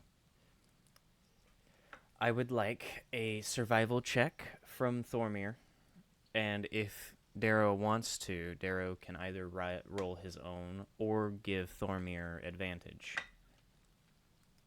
What does that mean? Like my roll adds to his? No. So advantage is you roll 2d20s and you keep the higher of the two. Now you can get advantage from different situations, but the most common one is the help action. The help action is basically whatever a character is doing, if it's possible to help them in some way, you can give that other character advantage. And in certain situations, it can be a bit iffy. Like, in certain situations, I might have you explain how your character helps them do something. But for the most part, it's pretty simple. Like situations like this where Thormir is looking for tracks. Darrow can also be looking for tracks. I'm not doing or a survival. I have a -1. I'm not doing that. So I'm gonna help your ass. I forget that by the you way, have on a the negative cart, in he's wisdom. gonna yeah. You're eating your fucking cocaine now? Nice. You rolled a what? Rolled an Did 8. you already roll? You already rolled with your proficiency in survival? +4. Mm-hmm. You're rolling at advantage, so you're rolling 2d20s and keeping the higher of the two. So, 11 plus 4, 15. I'm kind of confused right now. Okay, So- you and I both rolled a d20. I rolled the higher number. We're keeping my Oh, number no. using your advantage. Oh, No? no. It's the one player rolls 2d20s. Ow. So Thormir can roll 2d20s and keep the higher of the 2d20s he rolls, Roll again, motherfucker. or you both can roll one. I liked his better, but 5. As I said, you can keep the higher of the two, so whichever So it would one... be 8 plus 4. So it's 8 plus 4. 12? Nice. All right, well.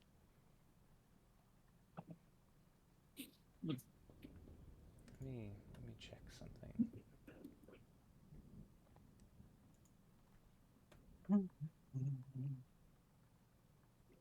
One of these days it's gonna be great where I'm just gonna put it into just to be great.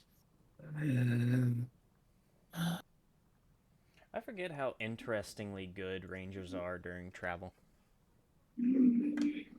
But nonetheless. So, due to the fact that the ground is muddied, it's a little easier to track prints left in the mud.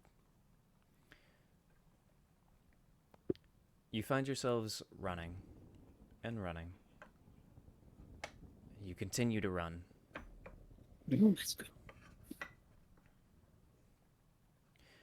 And you find yourselves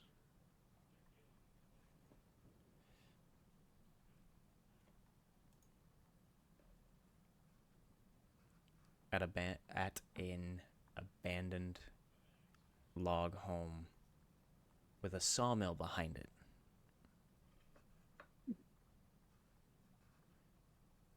This abandoned log home, though muddied, dirtied, falling apart, and abandoned, it seems that the door has been left cracked open.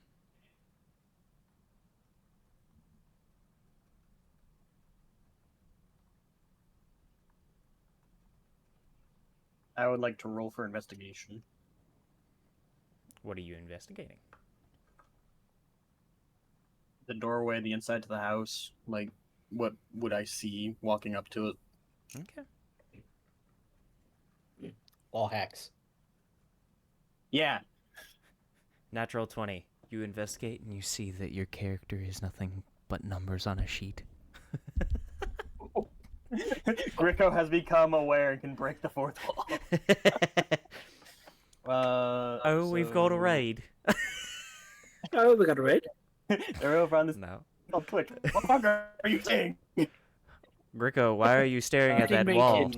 16. 16. 16. Nice. So Mhm. as you walk up to the door, looking at this abandoned home, you notice a number of things. It's genuinely falling apart. This home looks like it was abandoned a long time ago. However,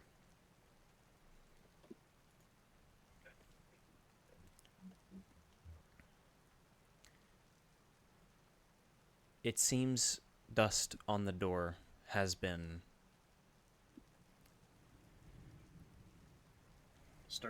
disturbed. Thank you. That's the word I was looking for. And there are muddied footprints on the wooden walkway. Or at least the wood that's still out of the dirt and not broken or shattered or weared down. This small front porch. Before entering the house completely, I whisper to Thormir, go around outside, make sure there's not a way for her to exit. I was actually about to say I'll take the back. Enter the house. The cabin, whatever. Are you doing As it I go stealthily, around. or are you two just being stealthy, or are you just walking? As stealthy as possible for an old-ass house, yes. Okay. I'm walking. Okay. Well, I would like a stealth check from Darrow. Ah, shit. Disadvantage because of fucking chainmail. Ah. Okay, hold on. I have a question. Disadvantage, but I have +2 to it. Yes. So you would roll 2d20s, keep the lower of the two, and then you add your modifier. That's shitty. Disadvantages? Crap, yeah, man. And you got chainmail, which means you're just. Just think of Royal Craft. My character open. No kid, but. Shh, shh. What'd you get? What'd you get? What's that look on your face for? What'd you get? You just want me to say it. Mm-hmm. What'd you get? Yeah. Mm-hmm. I got a nat 1 +2. That'd be a 3. Does there? I forget. You told me about the one thing that I have for level 3 of I can like just make anything a 3 instead of a 1, or is that only? No, combat? that's damage for your. That's your racer. damage. Okay. Yeah. Yep. 3. Did you roll 2 20s? I rolled 2. The first one I got was a 10. Second one I got was a 1, and I have to keep the lower of the 2. Well, but Yeah. well, congratulations, you got the first natural 20 of the campaign. You also got the first natural 1 of the campaign. Good job. On that one, Yay! it's up to Will. So, as you step in, as abandoned as this house is, and as ruined and run down as it is, you go to slowly push the door open, and you just hear a loud... I'm guessing the door creaked. Your mic cut out. Oh, wonderful. Hmm. Making sounds just for me. It's It just wasn't- the wind. It wasn't the chainmail, it was the door. Yeah, the chainmail didn't fuck me. The door did. Just wait. You got a natural one. Refresh then. As the door creaks, you try to stop for a moment. You give it a second to settle to make it seem like the wind just kind of blew it open. Before you push it again, a little more carefully this time. And it doesn't creak. You step in, and your foot crashes through the Fucking Uh, do it. water-logged front, Rotted. yeah, Yeah, rotted Yeah. wood planks at the foot of the door. Hey, Matt, fuck you. It should have been the one going in. I have like plus 5 for stealth. He really does. It's kind of funny. He's a dexterous. You're the strong one. I'm the smart one. We balance each other out eventually. Yeah, you're all gonna die without a healer though. That's gonna be interesting. Yeah, well, he's also the ranger. He should be outside, not inside. But He could nonetheless, be an urban. He could be an urban ranger. All areas. There's only 2 of us. One in the front, one in the back. Can't really go wrong with that. yeah, just London Bridge that bitch. Yeah, seriously. Shut the fuck up. I knew exactly where that was gonna go. But as you enter the house, it seems that a lot more is making this difficult for you. Because it seems that the house itself, as rotted and waterlogged and just run down as it is, it's difficult to be stealthy here. But as you step inside, you are able to see now that the area before you, this old rundown house, it looks like there are 2 doors across the way, but this long rectangular home, the common area, dining room, kitchen, it's all in one big room. And then you have a door on the other side of the building, and a door about 6 feet to the left of that one. And you look around, and I need a perception check from you. And as a human, you also don't have dark vision. So it's not like dark in here, but it's pretty difficult to Not see light for you. either. He does have a torch. Or like the Latin thing. I have the lantern and I have a torch that was just default in my bag. I have 19 on perception. Are you wanting to light one of them? Yeah, light the torch. Alright. As you step Chat is inside just- and you light the torch, you look around and you see the room itself is empty. This home seems to still be abandoned until you see that one of the doors that you had noticed previously, now with light, you're able to see that it's cracked open as well. And it looks like the muddy footprints seem to head to that door.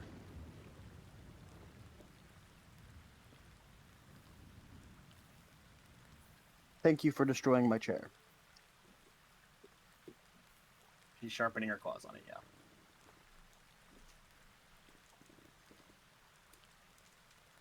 Want to have Darrow whistle to signal for Thormir to come in through either the front or back door, whichever one. before Back moving forward. Coming through the back door. Fuck you, Will. Trying to be not as quiet, but like as slow with approach as possible, not to scare her, if it is her.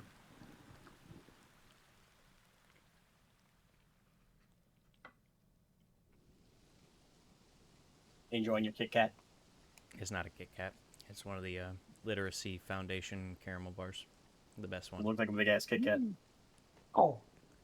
But as you both make your way over to this door, you slowly open it. And the first thing you notice is standing in the middle of this abandoned bedroom is the girl.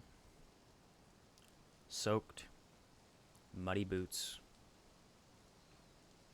The hair is drenched and just kind of hanging, dripping down her back, onto her shoulders, onto the floor. And her two bright jade green eyes just kind of stare at you both as the light gleams off of them.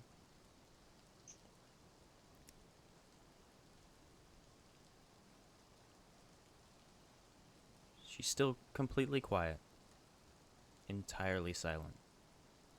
Yeah, I definitely feel like we're kidnapping the girl now.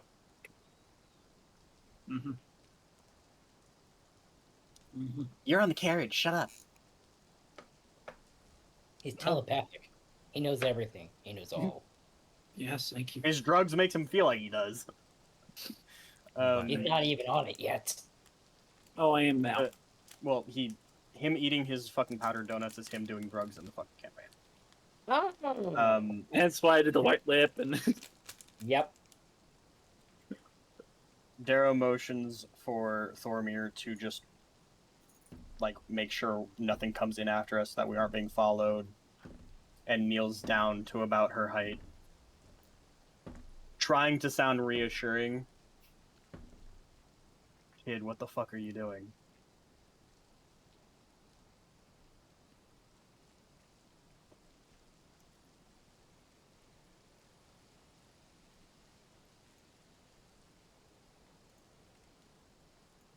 I do want to talk to her in different languages. To see if she's just not understanding just common tongue.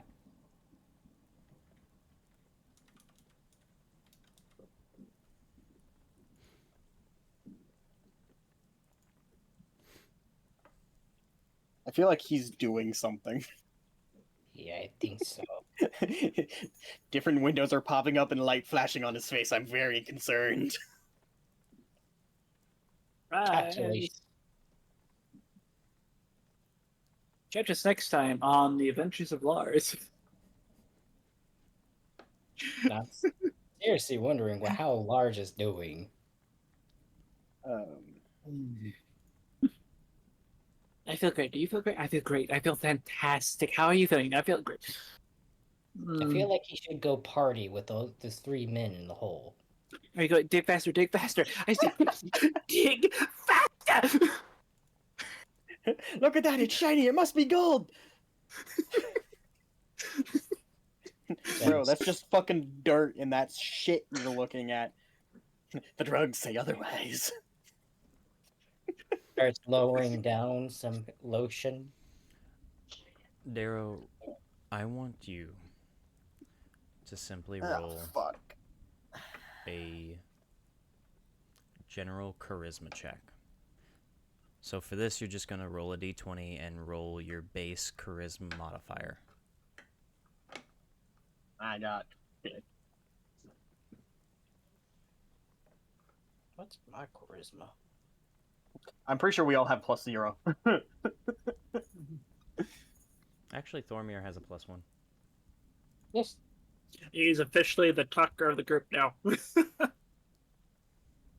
If I You move should've my done this. eyebrows, I can get people to talk to me a little better.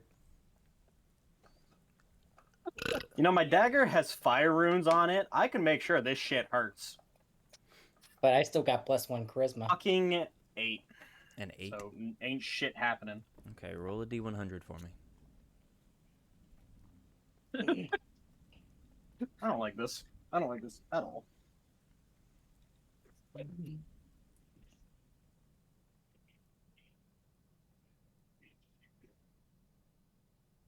Kitty, kitty, kitty cat. 61. 61.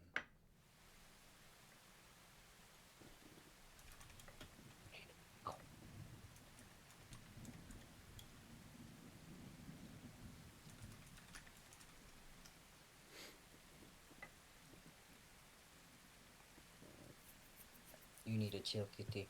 You need to chill. And you said it was a what? 61? 61 out of the D100 and an 8 out of D20.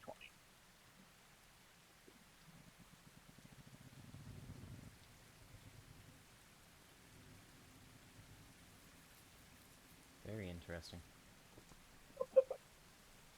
Would you just I don't grab like on that. my...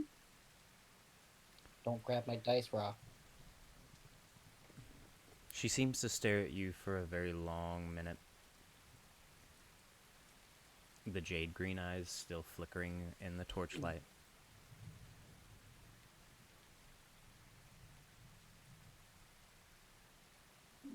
Before she then seems to step towards you.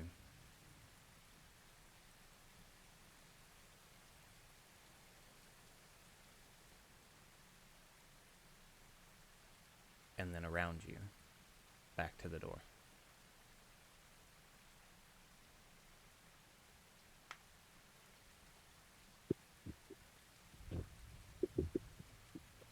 Kid, is there something we need to know? Like, She stands in the doorway. we're just trying to help you get to where you want to be. She stands in the doorway, turning so that she's against the door frame and looking to Darrow.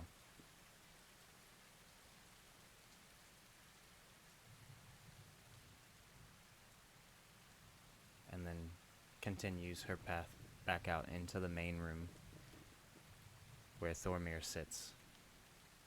Or stands. Just kind of waiting. Standing.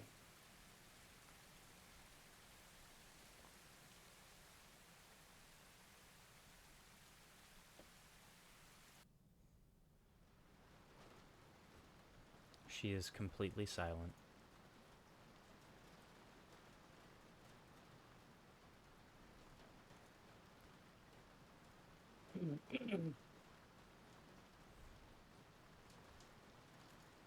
But she doesn't seem to be running.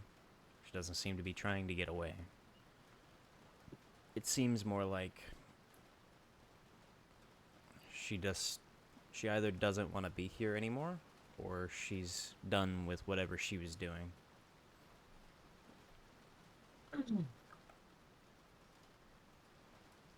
I'm gonna head back to the carriage, I guess. What's Darrow's passive perception? My passive perception, Yes. 11. Oh, never mind. I sway to What Darrow. bullshit were you trying to pull? I say to Darrow, give me 1 moment with her. I do want to try to talk to her myself. I do know quite a bit of languages. She may not just be mute. She could just not understand us. She just might not just speak common tongue. Try to find what all languages I know, because I know a lot of them. Abyssal, Alright. Common, Draconic, Dwarvish, Elvish. Yes, that. And Alright. Whatever you want to do, man, just try to be quick about it. I don't want to be standing out in this rain much longer. We're in a I pass. danger. You're saying you want to talk to her alone. Where the fuck else do I go? In the other room? Fuck that. I'm going not outside. trying to say talk alone. I'm just saying just stay inside. I just want to talk to her for a second. Not alone necessarily. If you want to go You said outside, it has a go- front porch Did. covered. Did. Was. It was. Which one is it, DM? Was it or wasn't it? Don't listen to James. He's not the DM. It's one of those front porches where it's basically got the boards that come out of the house.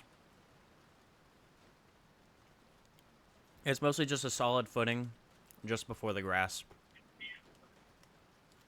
Going, I hand Thormir the torch so that they have light in the room, and I go stand in the open doorway, looking out and making sure that everything's fine outside. Okay. Okay. Look into the girl's eyes, and I speak to her in common tongue first. Just to talk to her. Just to let you know. I know that this is our job to take you across this country. I can't imagine how stressful this is for you. How painful, even. That the only person you could even consider as a father rejects you. I myself, I don't understand parents. I never had them. I lived on the streets.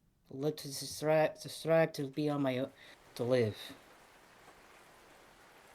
If you want to go across this nation to be with the family members that may actually give you some love, please come back with us. We'll do our best to get you back to a family members that could try to love you. But, just in case you don't understand a single word I'm saying, I will say these few words in different languages, and I hoped for you to say anything if you know it. I try Elvish first, asking, "Do you speak this language?" in Elvish. Roll a d100. What?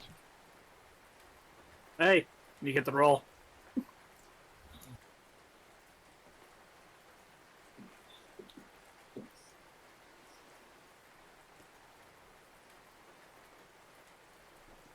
Oh, I got an 80. I just rolled the wrong dice with the second one, so 84.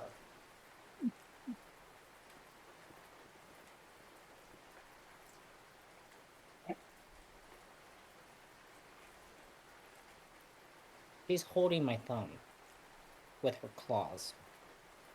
She does the same shit.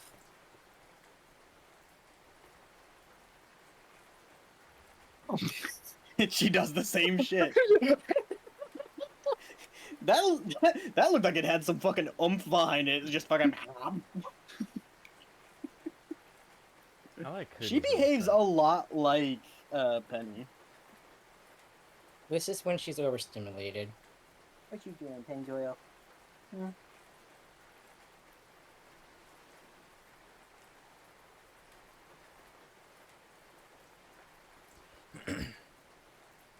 So, you rolled in 80? 84. 84. Very nice. She seems to stare at you for a very long time. You don't get a response. Okay. I tried Dorvish. And asking, "Do you speak this language?" Roll a d100. Just keep the D100, bro. You're gonna probably have to roll for every single one of them. 17. 17. Very interesting. She seems to stare at you for a very, very long time with this one.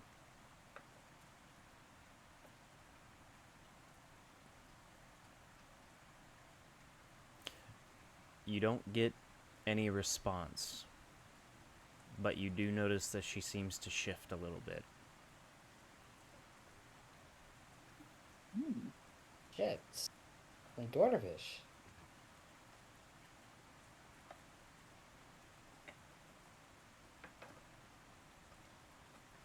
I take a second and ponder. Maybe she has had interactions with dwarves that actually scares her of dwarves. So I tried Draconic. Do you speak this language? James is over here worried about a changeling, then we're gonna have to deal with a fucking baby dragon in disguise. Don't you smile at that, you motherfucker! Roll. Where you motherfucker? It wouldn't be his first time. Roll a d100. James hates it when I run dragons. Well, it's more of you put a lot more dragons that actually transform into humanoids, and now you're just forever guessing. 63. Well, I'm glad I have you traumatized. Matt, this is just gonna be the little mermaid girl from Ifriata. Adoptive child situation. So Who's gonna be dad? you, You're the one being like dad about it. as you I'm speak, trying to be nice. as you You speak will be corrected Draconic, known to be the parent. as you speak Draconic, you watch as she kind of stares at you for a long time again.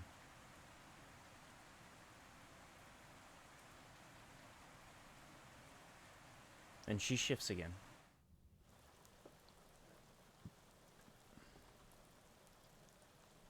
Not much more than not much more than she did with the dwarvish. Okay. Just looking to go. Or... Got one more. I ask her in an abyssal.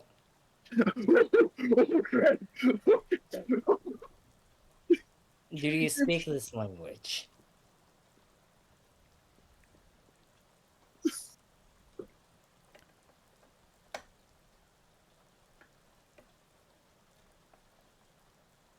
Do I roll or no?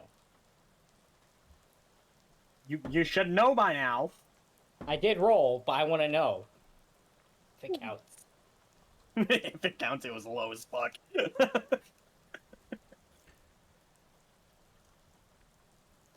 As you start speaking Abyssal, I have your character sheet up. Yes.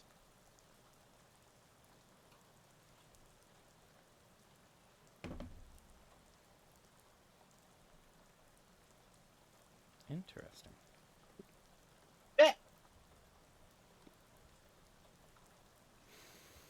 Maybe she doesn't speak common. Maybe she speaks fucking Cthulhu. If she speaks demon, or if she speaks the demon language, we gotta run. Remember, I'm dad. Lorik had one too many brewskis and summoned a succubus for a fun night. And now she's sending the kid to collect child support. If it was a succubus, she would speak infernal because they're devils. No, they're neither. All right. They're Right. considered fiends because they are fallen angels of love who followed Asmodeus. The more you know. Mm-hmm. That's why in the monster block for succubi and incubi, you actually see that they are only labeled as fiends. They are neither devil nor demon because they can be both, neither, or one or the other. Because there is a succubus queen who is obsessed with Asmodeus, who is originally just a succubus who followed Asmodeus first during his rebellion against the gods to go to the abyss, and because the devils and demons are at constant war with each other during the Blood War, the demons are being, tricked by the succubi who went to the abyss so that she can get information for Asmodeus on the devil's side.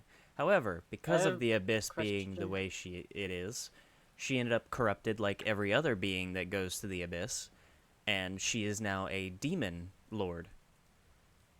Is this just general D&D? And Yeah, also, that's just general D&D lore.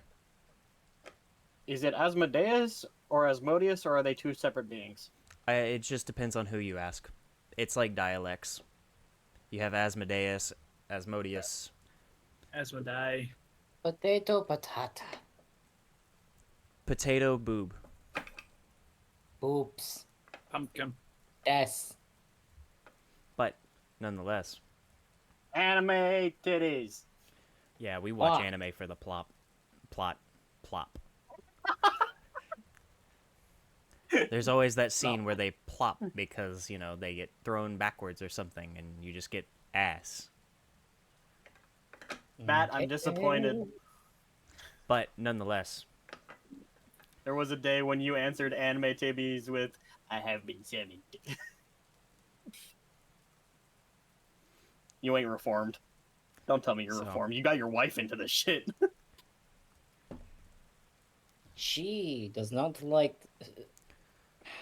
She does not like she- fan service. That's for sure. as you speak, Abyssal, Neither is a cat.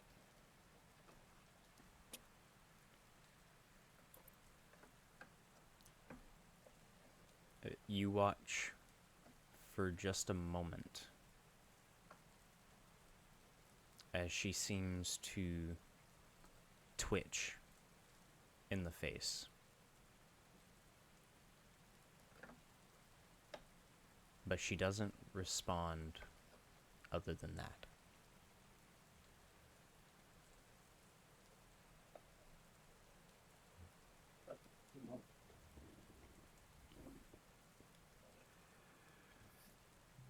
Okay.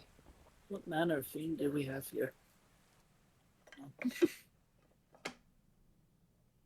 Then.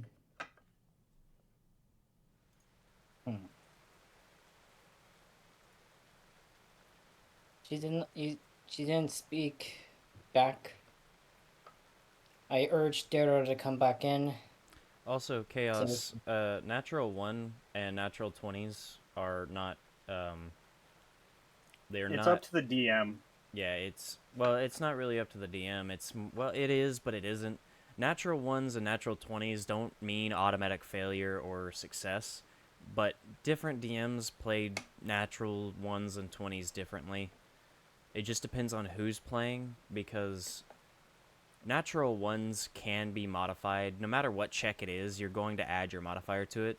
So a rogue that gets a nat 1 but has a plus 13 to stealth, if it's a nat 1, you're still going to get a 14 stealth whether you got a nat 1 or not. But nat 1s usually are pretty fun because of the fact that a lot of players don't have that kind of mod.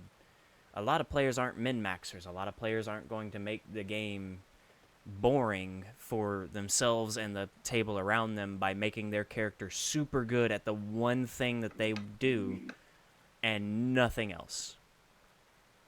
That's why you have plus 5s, plus 4s, plus 3s, plus 2s, plus 1s, minus 2s.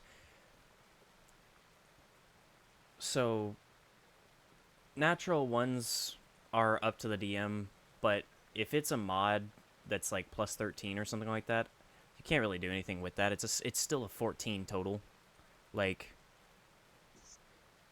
34 max. exactly. It's like we're breaking the bounds of reality. Yeah. So, it really just depends. Like, most of the time you only have like a plus 2 to the modifier anyway, so the DM's gonna make it funny at least. I like making it funny, especially if it's a low roll either way and a nat 1. I'm just gonna make it funny. But at the same time, it also depends, because natural 1s and natural 20s may also just mean failure to the check anyway if it's, you know, your barbarians trying to lift or catch a 2-ton boulder and they got a You natural can't do that, 20. dumbass. It's up to the DM on what your roll does. Yeah. So it could be something amazing, it could be something boring, it could be something in the middle. It really just depends. Nonetheless, though. What was happening? I was urging Darrow to come back inside and talk to Darrow, saying, "Child didn't choose to speak to me with any languages. She did choose to sway a little bit with Dwarvish. Draconic and Abyssal. Draconic, and then with Abyssal, she did a little twitch. Doesn't necessarily mean anything, but I think it's time for us to go. At least I tried to give it a shot to try to speak to this child." Needless to say, I hope she can talk to us sooner or later. How long is she got? How long are they gone? At this point, Lars has been left alone probably 15, 20 minutes. I was thinking mine.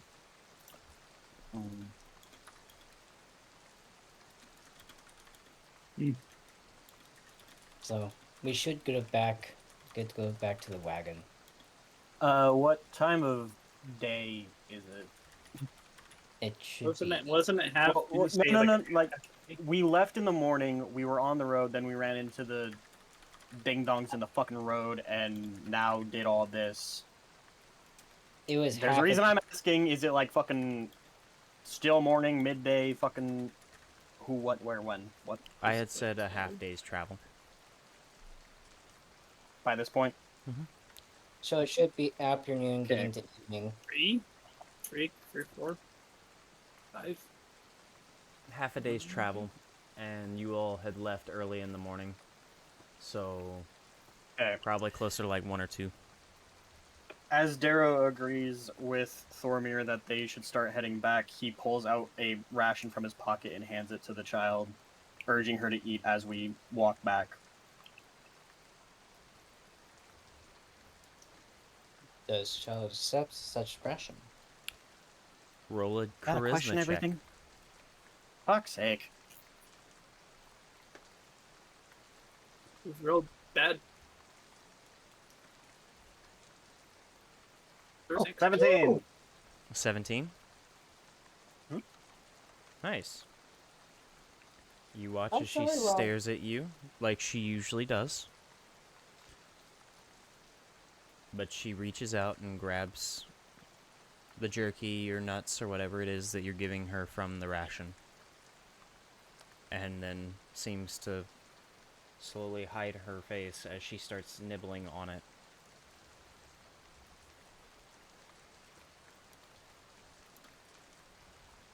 Alright, Thormir, lead us back. Starts to head back to the wagon. I stay behind the fucking shithead kid. No running off. I'm starting to think about tying her up, but no. Don't want to be that. That's rude. It is a child. Might be a fucking abyssal child, but it is a child. Yes! But the thing is, she has to come with us. And I don't want to make it forced. But it's a job. Are you having this actually be a conversation, Matt? I'm stuck in the fucking voice. That's fine. I was just making sure, because, like, talking about this in front of the kid would be a bad fucking idea. Not talking in front of the kid with this. I thought you were some character. Sorry. I'm like, yeah, I man. wasn't. That's why I was like, are you like, trying to make this an actual conversation? Because if I'm so, like, this is not how I would respond. Once I like, get into a voice, I get stuck in it. You should hear me when I Russian. get to the Russian. I have. I've known you for 10 years. Yeah. Well, plus now.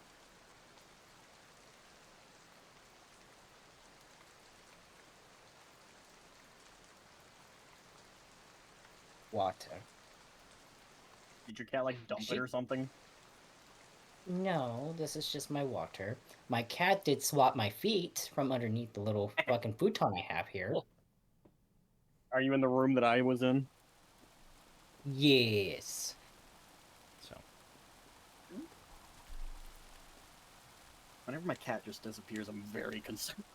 so you two are going back to the cart now? Yes. Thormir's in front, leading us back so we know where the fuck we're going.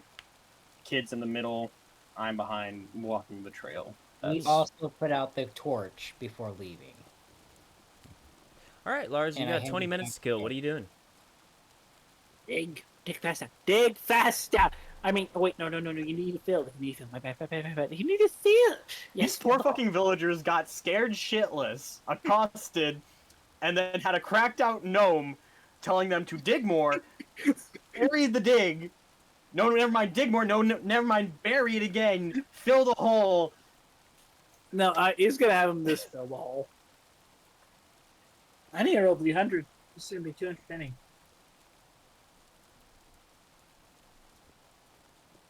94. 94. He's just watch. He is saying nothing this entire time.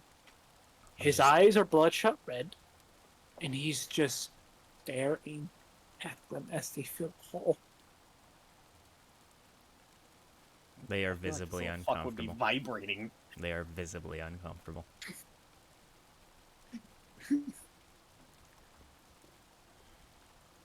And just with his head, he's just scratching his head at the lawn, just. Visibly uncomfortable. I am uncomfy.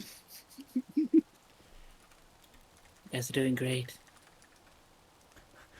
That would be so fucking like concerning to hear. Just a cracked out gnome on a carriage. You're doing great. You're doing wonderful down there. It puts the lotion on the skin. Mm. Ooh, yes. Doing good. Doing good. So what's your names? They Well, he's be- genuinely are like extremely uncomfortable. While he does his 20 minutes of whatever the fuck, I'm gonna go take a piss real quick. Okay, have fun.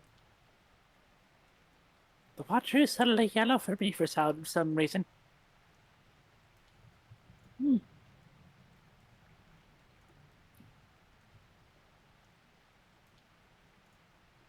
He's just Just What's staring she- at them. staring. Okay.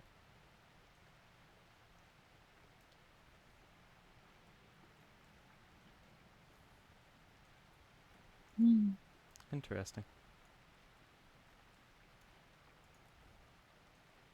How long does this scene last?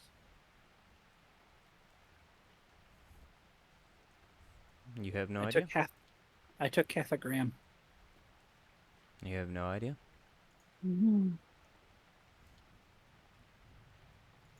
Mushrooms sound delicious. Do you have some?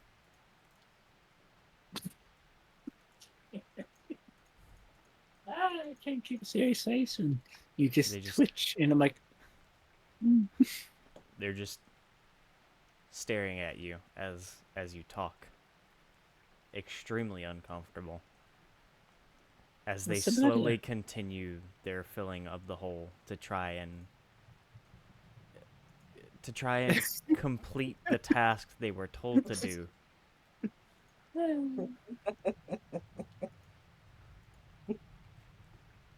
I think it's about time you crack out your fire whip. not yet.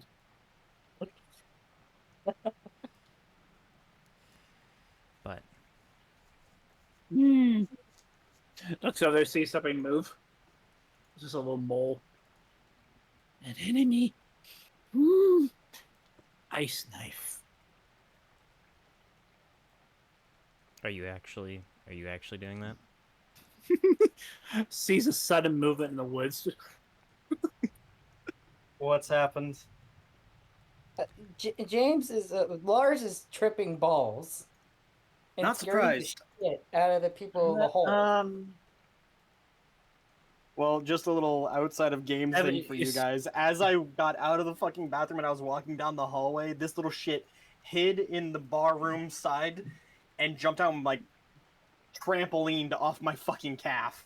Sees some random thing in Hi. the trees. 17 to hit. Ice knife. Well, you took out the tree.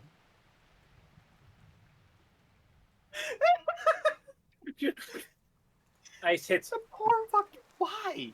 The Just tree is explodes the completely tree. ice and everything. Ice, and since there's so much water, yeah. There you go, intimidation. I get it. I wonder how the driver feels right now. He's not comfortable either. It's probably one of those things of I hired them to protect me, so I don't think they're gonna hurt me. But at the same time, what the fuck did I agree to? How much damage does this spider again? Enough. I know. I feel like this is great value bucket brigade. Do you know what I'm talking about, Will? Mm-mm. Seriously? I have no idea what that is. So, I got a funnier thing. I don't have Ice Knife prepared. So instead of Ice Knife, he thinks he's casting Ice Knife. Oh. Instead, he just casts Magic Missile. Oh my gosh. Which is worse. Because that shit don't miss. Period. You killed it. Mm-hmm. That no needs So. some milk. As you're just hanging out for 20 minutes, I suppose.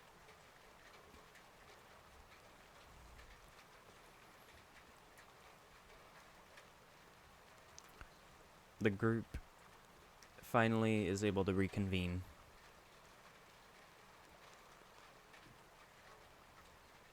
Wow. The carriage Wow. is found still where you all had left it. Lars seems a little antsy. Oh, you're back. Nothing Everything back. alright? Nothing crazy Oh. happened while we were gone? No, not at all. I thought there was some action in the woods, so I took care of it. What look- did he cast? What Well, he happened? put What magic happened to the missile? tree? Magic missile. So I'm guessing the tree is gone and there's a stump. It's not gone. It's like halfway up. It's kind of broken, and the tree is leaning off to the side. 14 Darrow- damage. Darrow just. Well, you definitely took care of the tree there, bud. Kind of just pushing the child to get back in the carriage.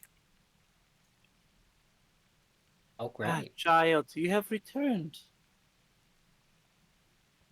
Indeed, you she right? has.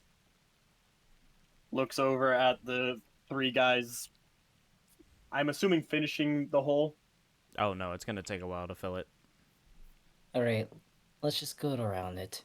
But they definitely look terrified. We're on. Are we on the other side of the hole by now? Mm-hmm. Alright. It's time to go. I wish you luck. So James, Sorry about that, boys. Have fun. as Lars is in his own little world, when you look to the girl and she seems to stare at you now, you watch as you watch as her jade green eyes, they swirl. Pretty. Unicorn cocaine is accessing the spirit world. They seem to swirl and stare at you for a very long moment. Just stares back. She then climbs into the back of the carriage.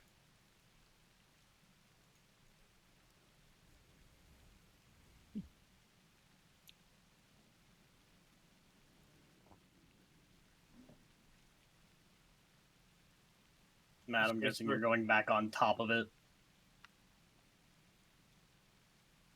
Oh, you're wet. Here, let me just.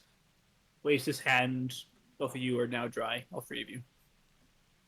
Darrow And gets back warm. in the fucking carriage. What Sitting. He has a thing that basically he waves a hand in all the water and mud and everything. You get Prestidigitation. cleaned up. And if Prestidigitation. pretty much my limitation is for a cantrip is I think I can think of it. I can pretty much nearly almost anything. So Well, thank you very much. I appreciate it. It's kind of pointless. He's going to be sitting up top. I know. But a temporary relief is still the relief no matter what. Not to mention dry clothes. I do Dry have a clothes are really nice. I do have a cloak. Oh, Yeah. I- Bro, a cloak getting soaked is a cloak getting soaked, though. Like, yeah. As a driver, Lon just waits a few moments right behind Darrow. Where was she? And just quiet out of nowhere. Just you're asking where yeah, she right was. right from behind your back, as quiet as could be. Just Fuck! She was hiding in a cabin found alongside the trail. It looked like a logging site or something. I don't know. Just hiding in a room. Beats the hell out of me, but Was the room taken care of? what? Abandoned cabin. Was the room well? Was it room taken care of? Over here says, no, not at all. It's abandoned. It was trash. Human here actually stuffed a hole in the floor. Shut Oh. up. Oh. The poor floor. Just walks away. I don't know what happened, but her eyes seem to swirl and dance. What's a thought? What the fuck? Just slowly just walks away.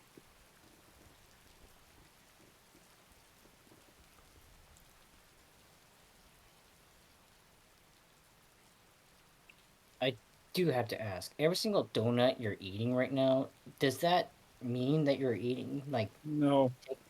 If it's Taking- more theatrical of a snack than before, Now, if I do it, I'll purposely do a white.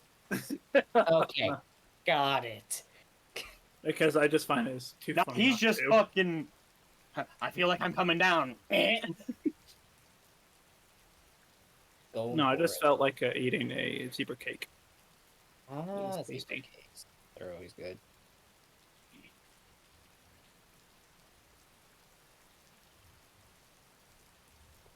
This is like Survivor. So how long do we have? No, that depends.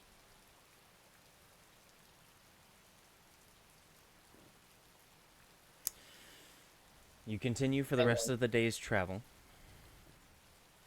Is there anything else that you all wish to do?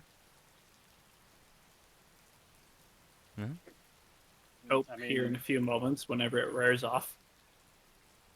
Oh, it's Just it has do my usual, like sitting in the back of the carriage with the girl. Since my great sword and dagger have runes on them, just keeping them up, making sure that they're still effective and carved. This is outside of the game. I just wanted to ask you, how do you handle the rune situation? Are they like, is their timer ticking down in combat only? Is it constantly ticking down? It's Like, through the paper, but it is constantly ticking down. I'm asking Will how he does it when it comes to rune night. I'm just going to feed the after class. So.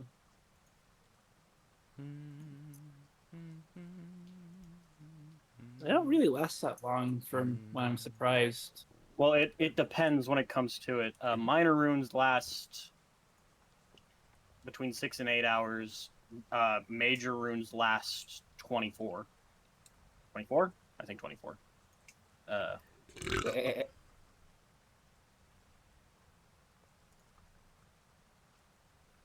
Let's see.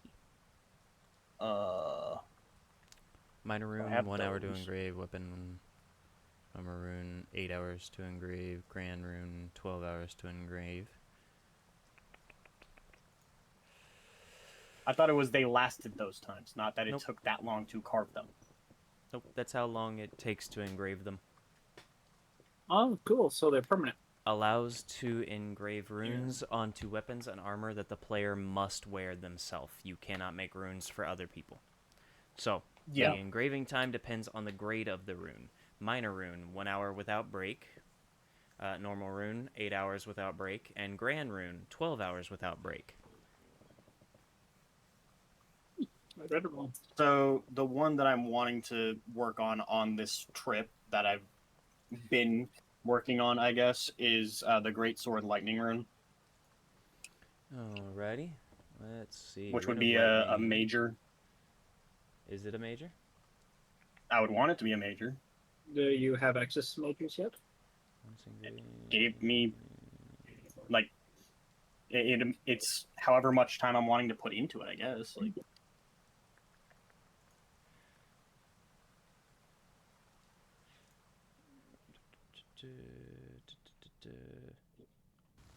because when I was reading about it, it just said that I have access to minor, mid, and major.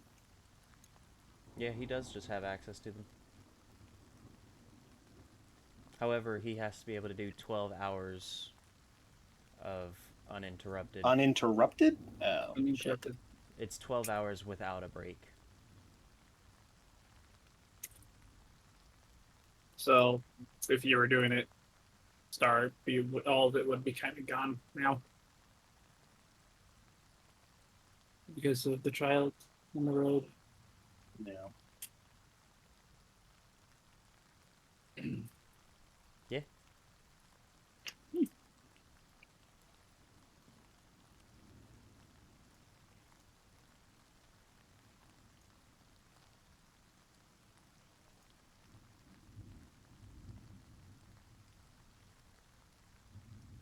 Okay. Yeah, that would take you 12 hours uninterrupted to do it. So you can't do anything for 12 hours. No perception, no roll. That's just constant. No looking up, nope. It sounds like a tomorrow thing, maybe. That sounds like tomorrow's problem. All right. Well, how about inscribing the dagger with fire rune? Have it be a what was the timers? 1 for minor, 8 for normal, and grand is 12. Just do a minor fire rune on the dagger. Okay. That Like adds as an we're traveling. additional d6 and d6 plus 2 damage. Very nice. Ah. Is it once per long rest, or do you have to scrap the room again all over again? No, it's just permanent. That's Minor rune is an hour without break and deals 1d6 plus 2 damage of the chosen type on the weapon.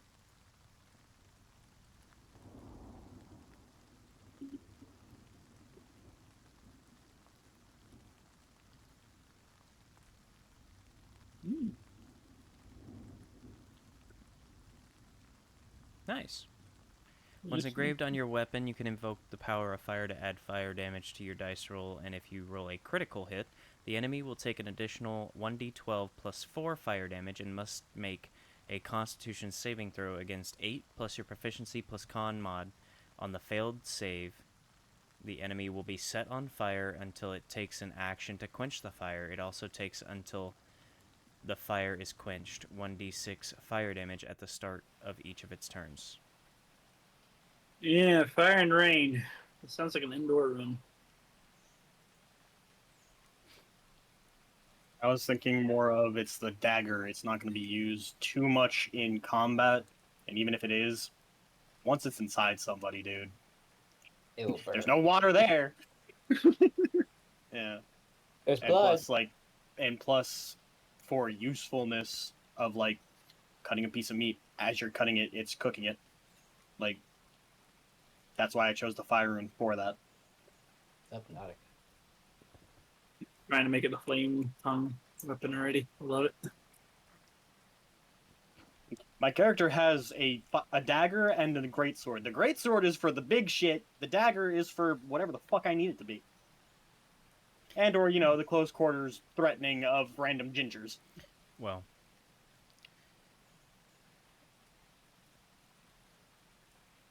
you all travel for the rest of the day. If you'd like, you can roll perception checks, but for the rest of the day. The path Fuck you, itself Matt.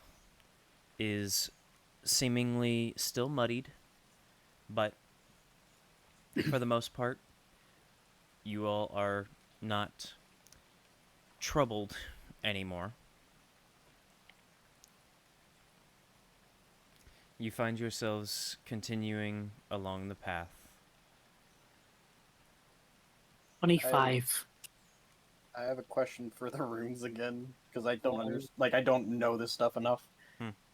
Would you be able to upgrade the runes? Go like have one be minor, and then, given the chance and the time, upgrade it from a minor to a normal to a normal to a major. Yeah. Would that be allowed? Okay. You would still use the time it takes to engrave the rune, but yeah. Assuming that we don't get interrupted by these guys doing their perception checks after the fire is done, do a minor electricity on the greatsword as well. Okay. You have the rest of the day. Yeah. So 25. Perception score. very Well, nice. how long is the rest of the day? It was about 2 o'clock when you all had left for continuing travel. From the hole in the road? Mhm. Okay. So we have the rest of the day.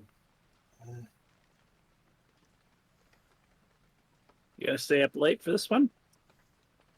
I'm thinking of if I should just do a fucking normal instead of a minor to be able to get the greatsword a bit more oomph. Well, keep in mind that you're wanting to do the dagger and greatsword, so it would be 3 around 3 after you get the dagger done, and then another 8 hours to get the greatsword done. It would be 11 o'clock that evening before you got it done.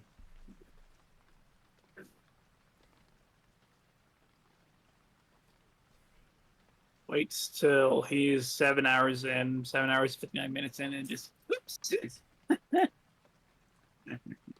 Just do another minor on the greatsword for now. Okay.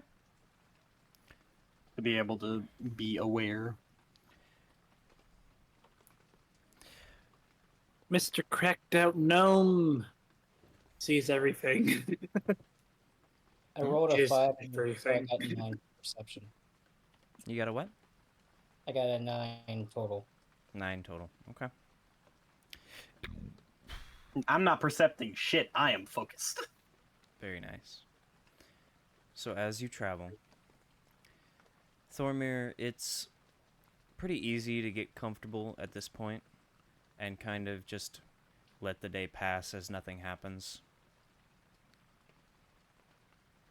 You keep an eye out, but it's kind of lax for the most part. Lars, as you look around, everything getting a hold of your mind. You look back towards the wagon to look behind it by looking through the wagon itself. And you see the 2 jade green eyes staring at you once again. The green swirling, the green getting deeper.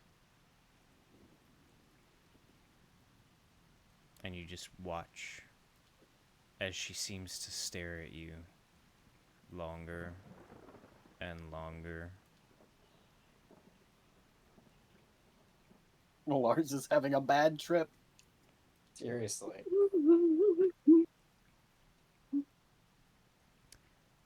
And Lars hears in his mind, Oh. Oh. the gods know.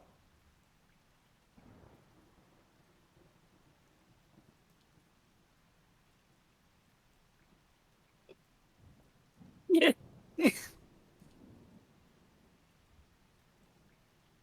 The rest of the evening is rather peaceful. As you all finally get to a point where you have to pull over to the side of the path and set up camp for the evening. Lars is avoiding the girl as much as possible. Just, ow! Heck no! I'm not getting pinned up for this! No. I cannot do anything. Oh, sure, I'll go click the firewood. Yes, absolutely. Yeah, I'll do that. Seems like a great plan. Stop following me! Darrow turns to Thormir. Do you think it's normal for gnomish wizards to talk to themselves like that? I haven't really met many gnomes who talk like that ever. So, no. Maybe a loose screw in the noggin? You don't fucking say. But I can see that he might actually be proven probably pretty useful from what I saw with that tree. If you can control it. That is. Randomly shooting magic missile at a fucking tree? It's crazy, I get it, but that was Back a in the hell of wagon, a... I guess. Imagine not being someone who actually was opposed as a danger to us.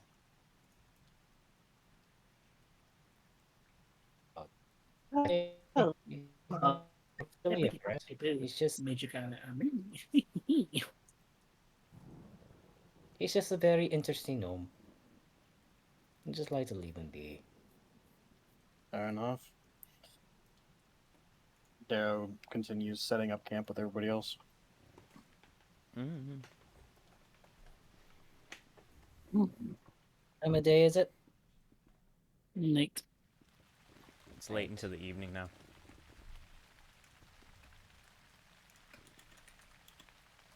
Yeah. Boromir chooses to help set up camp as well.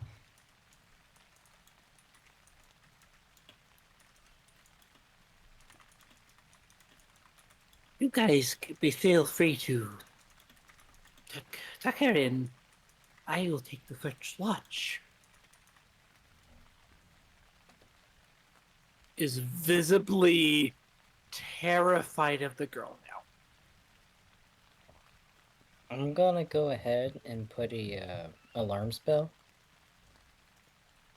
a ritual, along the girl's tent. It's just following around you as you cast a spell. Just She actually doesn't move very much. She'll find a spot and just kind of watch. She seems to pay attention to whoever's closest to her, really. But you all have noticed that, for the most part, she stays to herself. She doesn't really talk at all. And she finds a spot and just kind of sticks to it.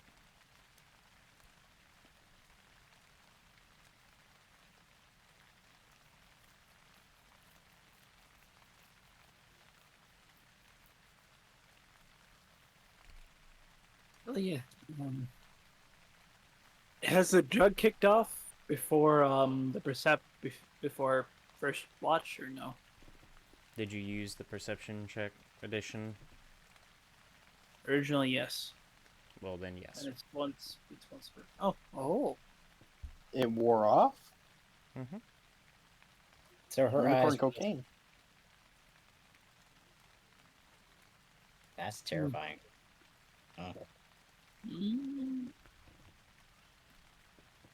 After using its bonus effects, it begins to wear off very quickly.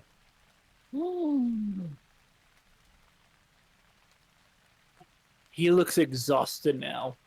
Just hyper quiet now. It's just I'll take care of the first one. Yeah, I don't think so, buddy. Why not? Because you look like you're about to fall asleep standing right now. Oh, No. okay. No. I'll take first watch. Got it, I got don't- it.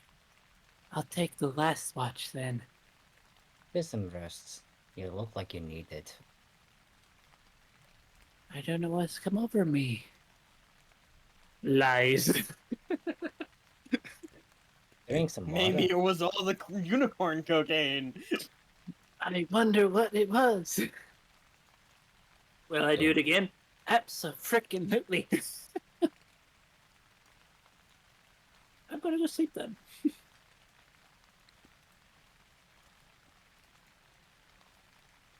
Lars will do go sleep and cast Alright. you will refresh my journal.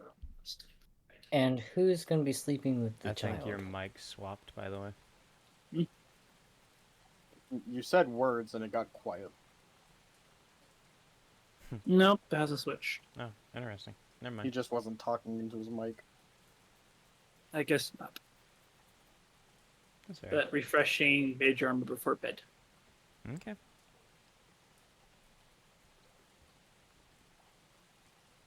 It's just this spell is constantly on if I can have it up. Mhm. Because paranoid wizards. What were you saying, Thormir? I go to Lars and Darrow and I ask them who's gonna be staying with the child for the night.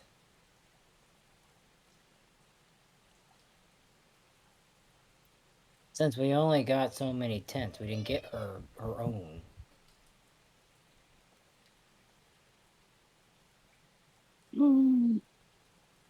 I'm guessing not Lars, because he's terrified of her. I didn't say anything about that. Looks at the girl. Yeah, how about, I don't know, yeah, well, how about, she likes Darrow, right? She likes you, tall one. Fuck makes you say that? She listens more to you.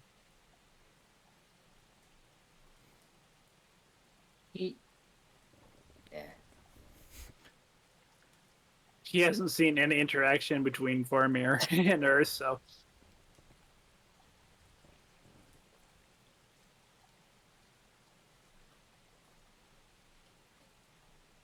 Tell you what, Thormir, wake me when your watch is done.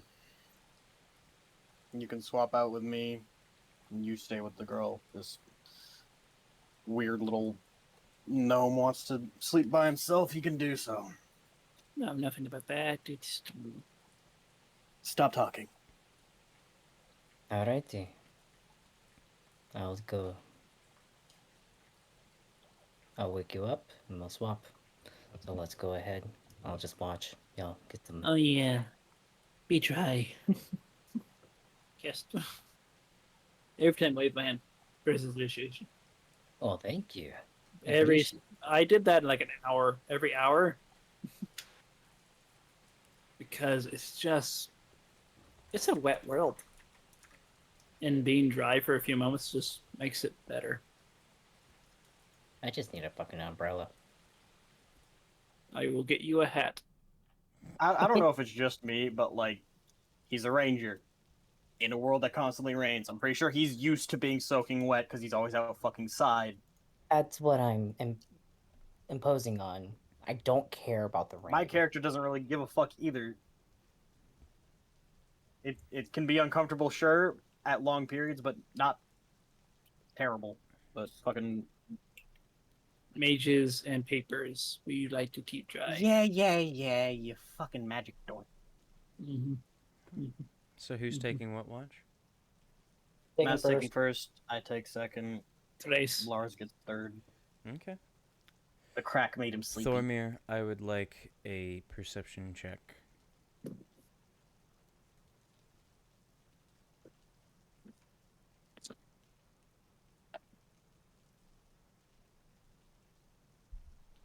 $20. Matt. Dirty Nat 20 or net? And your perception. Oh, 4. So 24. Nice. Nat 20. Nice. It's my first time. Yeah.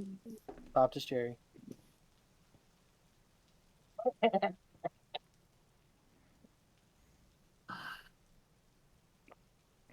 Interesting.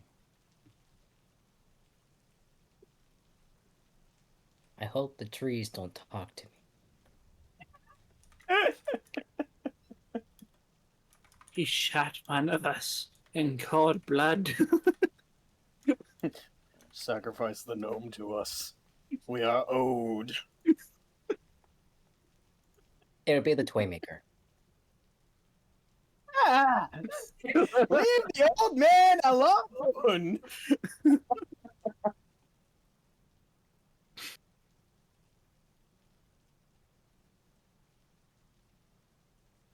I don't want no Chuckies coming after me. So, question the Kill the DM. toy maker, you'll have Chucky. Question to DM. Was the eyes? Has her eyes been fixed since he's been off, or no? Have you made contact with her since? You said you Probably. avoided her. He avoided her, but at the same time, he looks over every once in a while to see. You have to avoid someone accurately. You have to keep track of them sometimes. So, She seems back to normal after it wears off for the most part. For the most part. it was just the dust. Surely. Just the dust. Surely. I just imagine this little fucker just like talking in his sleep, and it's just like,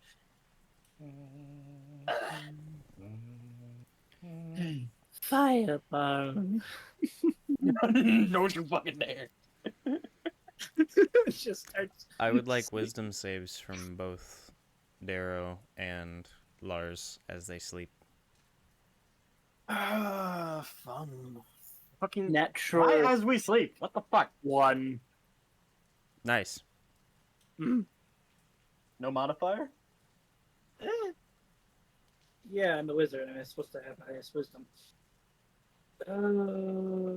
Not necessarily. I'm one off from 18, so +3 is a wisdom saving throw 6. Nice. -1, 7. Nice. I don't like that. I'm in danger. I don't like what your drugs have done to the party already. I'm on. I revealed the beast for what it was. Thormir, as you're watching for the evening,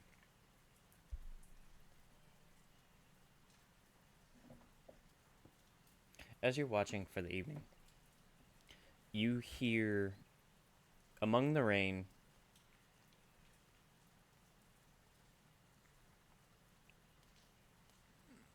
you hear what sounds like humming coming from the tree line. It's beautiful. It really is. But beyond that, as you listen and you watch, nothing else happens. You don't see any signs of anything. You just hear humming from the tree line. And it's not right at the tree line. It seems to be further in.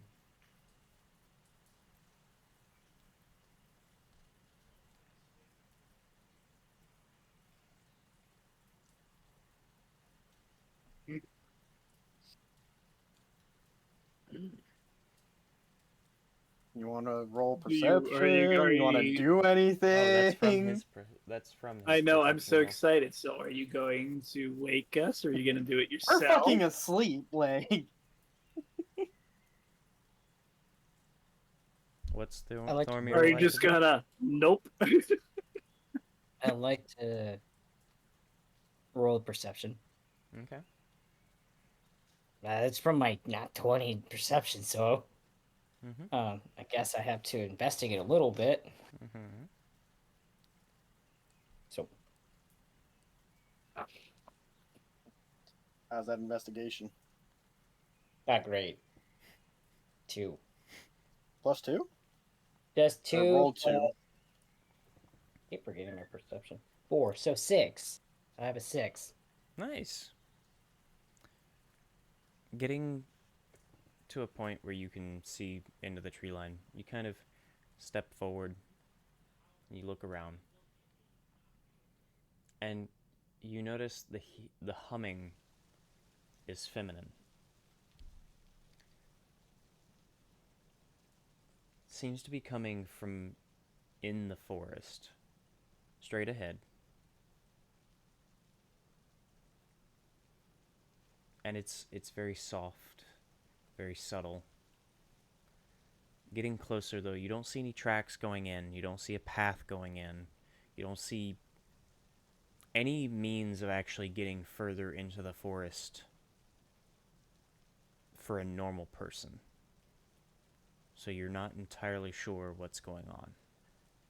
You're not sure if there's another path somewhere, you're not sure if it's just something in the trees making noise.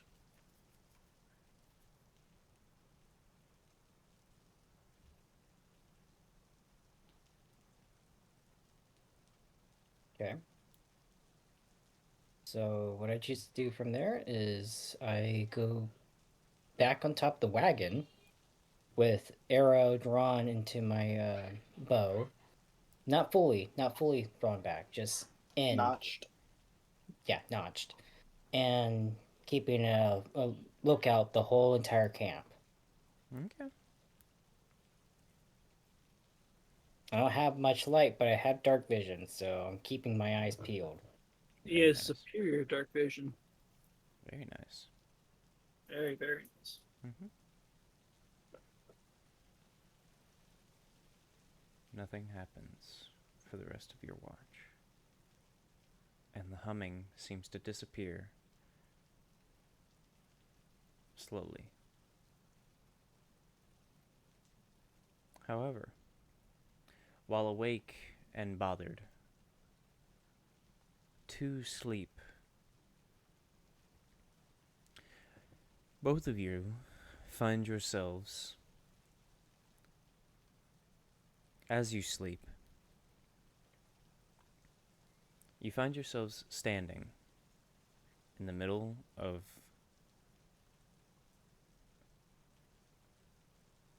a building.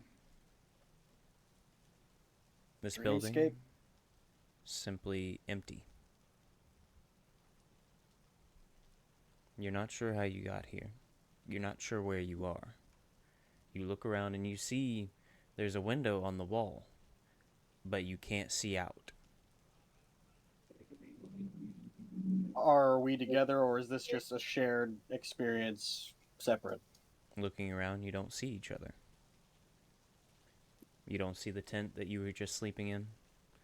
You don't see the campground. You don't see the carriage. You don't see anything. You see this room, this empty room. Stone floor, wooden walls, a window, a door. Off to the side, a counter against the wall.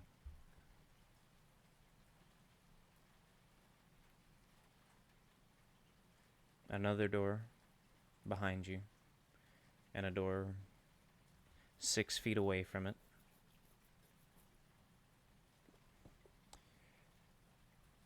Looking around, you don't see much in this room at all. This empty room, simply a placeholder.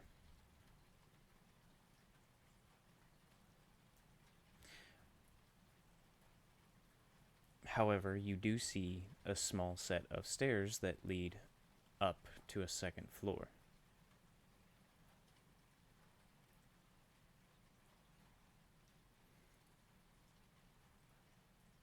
Before you Mighty can Rippy stairs. walk over to them, you hear a low growl.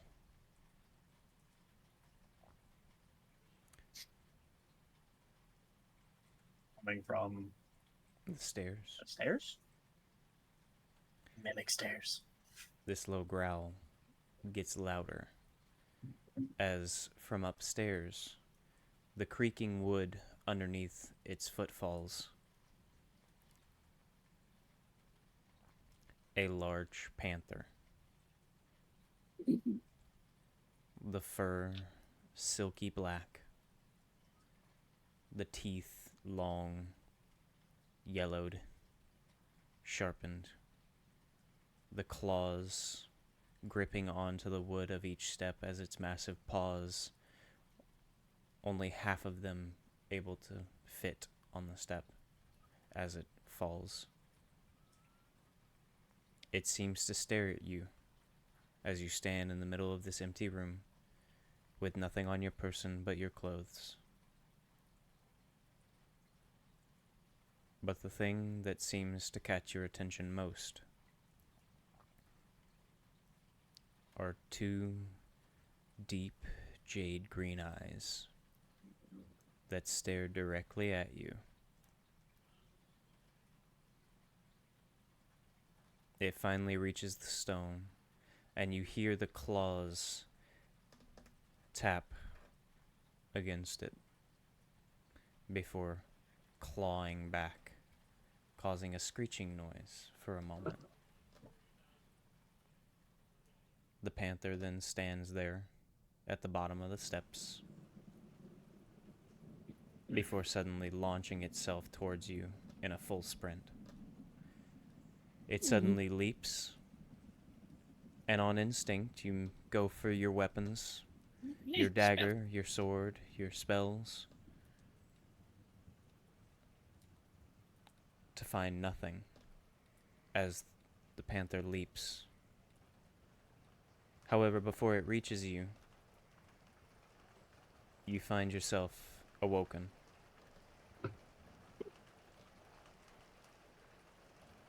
Darrow, being in the tent with the little girl, looking around, you see that you're back where you started.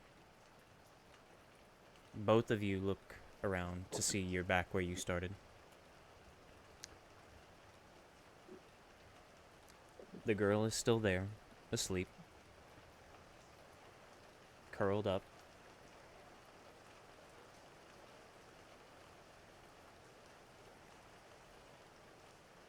Lars, you are alone in your tent, and seemingly everything is back to normal.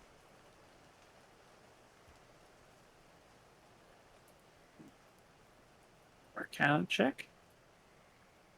Sure. What check? Arcana. What's he? Oh.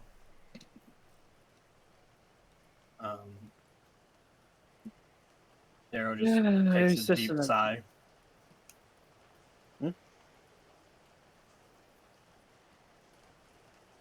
Leaving 10. I got a 4. Mm. Yeah.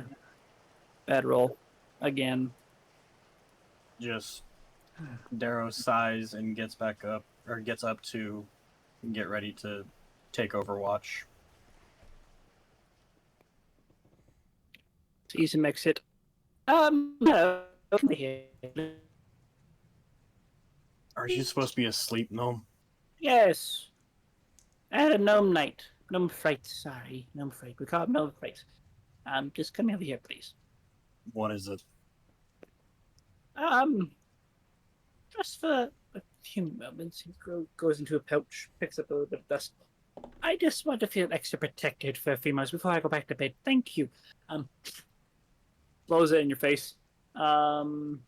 Explain to me why I shouldn't just punch you in the fucking mouth for that. You start to grow. And grow. And grow. And grow. You are now large. Head casts enlarge on him. You are a large creature. You doubled your height. Huh? You doubled your height.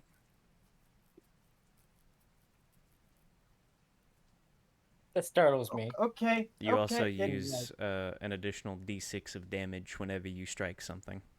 D4. Or d4, sorry. Okay. Every hit. Okay, Lars. Thank you. Good night. This better wear off. Oh, it's only temporary. Turning around, looking at Thormir. Trust me, not my version of how I do this. Okay. But I just want to give you an update with the night. Uh, Pretty calm for the most part, but I did hear a humming noise through the forest. I got close to investigate, didn't see anything close to our camp, but I thought that if anything came, I could just wake y'all up if in need at the moment. Obviously, nothing happened, but just a heads up, you do hear a hum. There's something. Noted as Darrow scans the tree line from what he could see, either from like above the trees or like however fucking tall these trees are. It is a very feminine hum. Could obviously, I don't think it could be a siren, but if I was In the middle of the forest, nah. I don't think we'll have that problem. something to enchant us of some sort. We are by the ocean. Not truly, but Everything's wet. we Sure. we are an island. You never know. Go to bed. I got this. Have a safe night. I'll keep ward watch. I'll keep the girls safe. Good.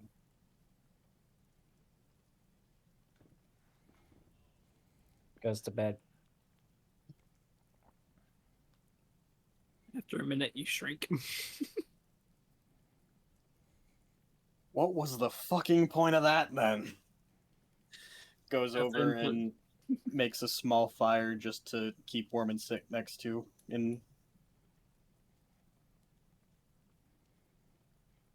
Because has of the to way be- this world works, there is a way to safely make a fire that stays, due to the fact that what you can do is It's kind of a technology that's needed. Isn't it What? like a cross net over the campfire? Yeah. basically you got like a massive lantern, basically. Mhm. But I'd like a perception check from you. Me? Okay. Mhm. And Matt, I would like a wisdom save from Thormir as you sleep. You're gonna get got by the panther, bitch. D20? Yes, Mhm. it's almost always D20 unless specified otherwise, right? Yep. The only thing that is otherwise are usually weapon rolls and attacks and stuff. Out of combat, only two dice that matter are D100 and D20. Yep. Mostly D20, 9% of the time. With perception bonus 16. Very nice.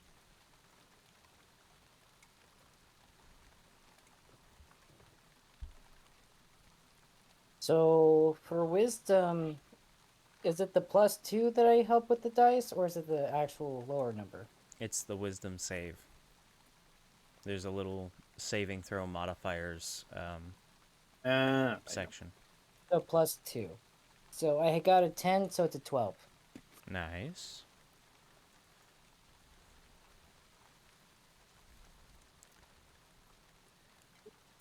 And what did Darrow get on his perception check again? 16. 16? Very interesting. Darrow sits quietly as the fire crackles and the water trickles down, pitter-pattering against the small cover over the fire.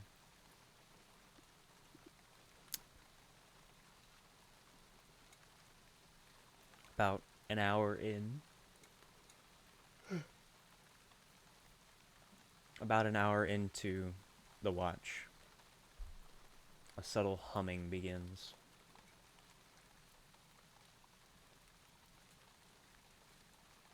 This humming is soft and careful, seemingly quieted but loud enough to hear, even against the rain. And looking around, you don't see any source. But you do hear it coming from the tree line.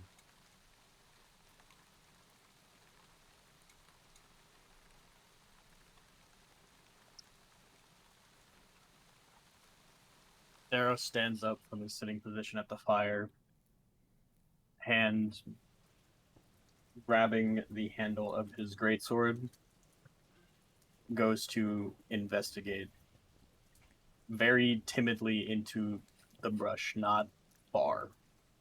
Okay. How far is not far? From the entire campsite, 5 feet. Okay. You hear the humming, and as you step into the brush, you look around. And as you step further in to look for the source, you look behind you and see that suddenly there is a sea of trees, and you're not sure where the camp is. Oh. You look in front of you, and you actually see what looks to be a small clearing. And in the center of this clearing, you see a large tree. This large tree stands, and hanging from it, you notice against the dark colors of the grays, the browns, a beautiful shiny red. And as you look, stepping a little closer to see if you can see any better, you notice that they're apples. However, standing at the base, you notice a woman with paled skin and a long black dress looking up into the trees, or into the tree, and plucking. Oh, there we are. Long black dress looking Looking up into the tree before reaching up and plucking an apple, looking it over, and then setting it to the side. And you notice there's a small pile now of apples. However, she hasn't noticed you. And you notice the source of the humming is coming from the base of the tree, where she stands.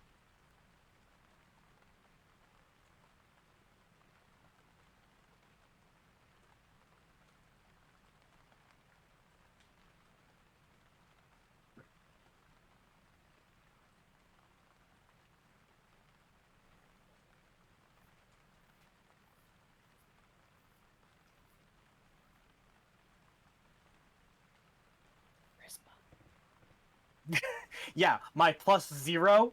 Thanks. It's all in the eyebrows. Apparently. I mean, the eyebrows give you a +1, so yeah.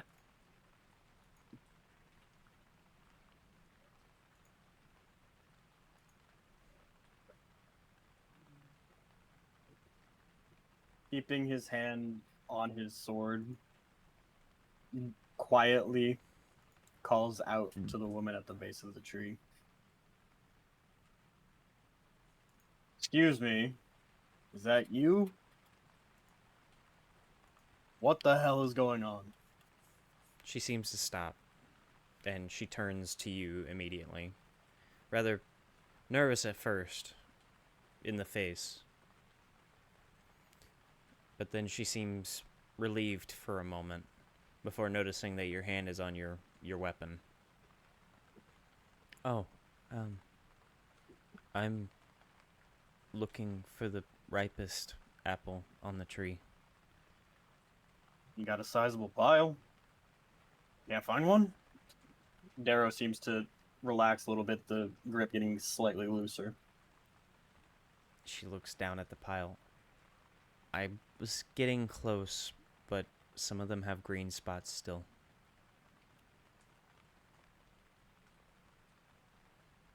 Well, And others are too ripe. guess if you're picky with your apples, did you do this? Do what? Because I'm not where I'm supposed to be. I took 2 steps from my camp. Where the fuck are we? Well, we're in the forest, silly. I'm not entirely sure where you came from, but Yeah, me neither.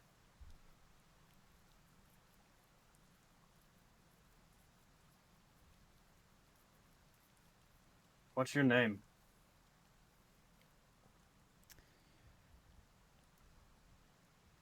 well, it's a little rude to ask a stranger for her name without giving your own.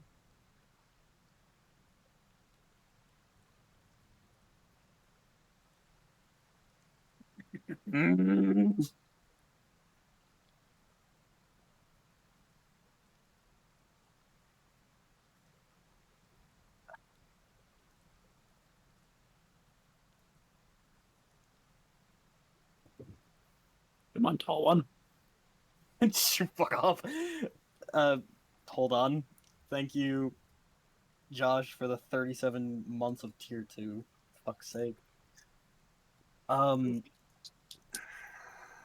on. Oh, one. Hoo-ha. Shark bait. Hoo-ha! Thank you.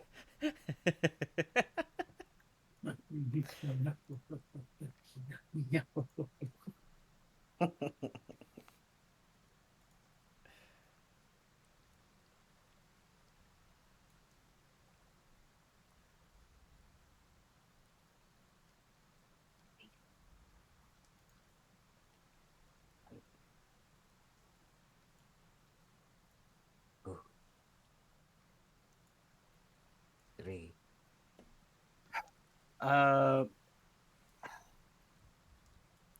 What does Darrow want to do? That's a good fucking question. Would want to try and persuade her to give her name first, being it being a I don't want to say seasoned, but like seasoned bounty hunter and everything, knowing that giving your name, especially in the middle of a forest, could be a very bad idea. I'm guessing I'm gonna have to roll charisma. You're gonna role play it out, and then I will give you your persuasion check. Fuck's sake. That's the fun part about D&D. It's a big old role play game. No, you're the motherfucker who goes, okay, you can seduce the dragon. Seduce me. Donkey.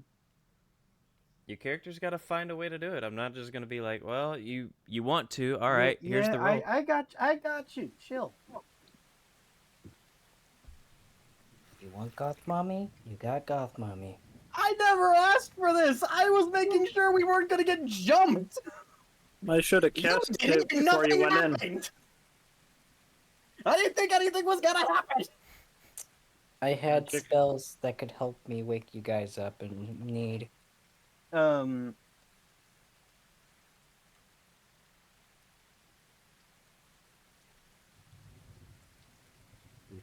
offense, madam, but giving my name in the middle of a forest, especially at this time of night, in these situations, I would feel a little more comfortable knowing your name first. Roll your persuasion.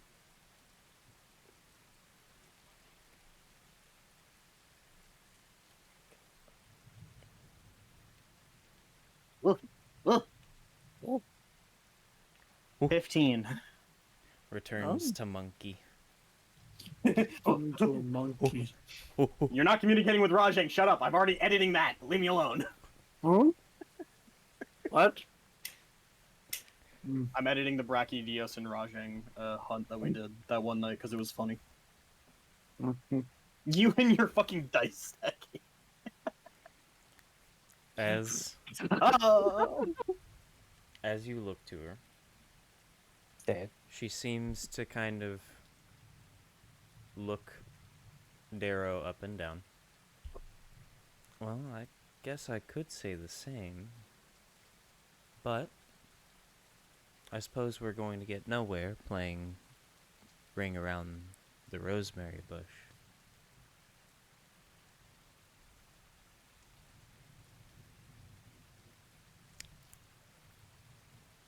I am Rose. And you are?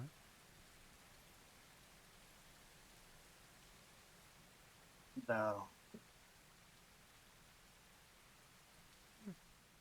Well, Darrow, would you be so kind as to help me find my apple?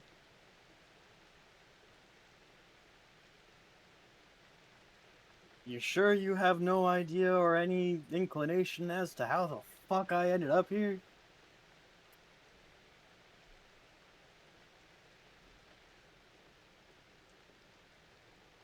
I'm here to...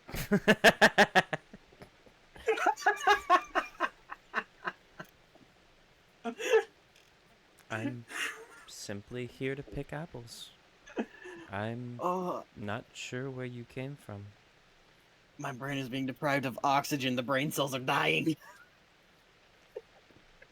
Yes, return to me. They're dying. They're not transferring. Fuck it. I mean, thinking to himself, this might help me get back. I don't fucking know. Sure.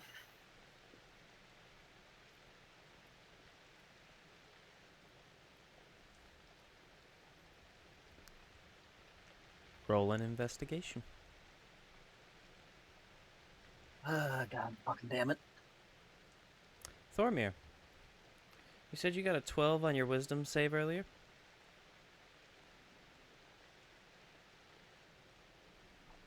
16. 16 investigation? Mhm. Wonderful. I think it's 12. I can't remember. I've kind of been playing with my dice. It was 12. Because you got a 10 plus your 2. Okay. I'll take it. I'm okay with this. If shit happens, shit happens. If I see some panther, okay. Not even gonna lie, when you were saying the panther was coming down, I'm like, I really hope that we can do like an acrobatics check here because I got a +4, so like, hopefully, James is gonna get mauled. I'll be okay. Shield is verbal and somatic, so I just instantly have shield. 20 AC. It was Dreamscape, so I'm pretty sure Yeah, you wouldn't so be able to cast fucking nothing. I ain't been useless.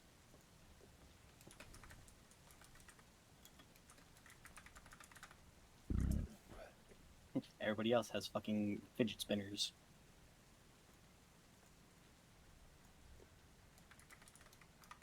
Matt Yes, 'cause has his every dice one of us- stacking. Everyone has some form of ADHD in this room. And you said you got a 12 on the wisdom, and Hootie, you got a what? 16. A 13 plus 3. Invest. At the moment he picks the ripe apple and it die because of it. The two of you need to stop like opening your mouth for bad shit. Does nobody else here remember at the beginning of the session, in session 0, of I'm gonna figure out how traumatized I can make your characters? Oh, we know. You especially, but you open your mouth all the same. I know. It's never a thing of like, oh, he's gonna be nice to us and give us enchanted weapons. No, it's, oh, he's gonna fuck with us and throw an owlbear in our fucking face. Yes. The gods got bored and went, you know what would be funny? An owl bear. Mm. It's better than a red cap. I wish I had my player handbook so I could fucking look at that shit. Because all I can think of is like the Dark Souls 1 mushroom people. Ah, what a look red at the cap cool, is. look at the cute little mushroom guy. He punches your skeleton out of your body. Those are what randoms are. Did you Talking get that about- book too, Matt? What? Yeah, or no, I have the player handbook, player guidebook. Oh. That's actually pretty cool that you got that though. I got 2 forms of it. There you go, James. Or Hootie.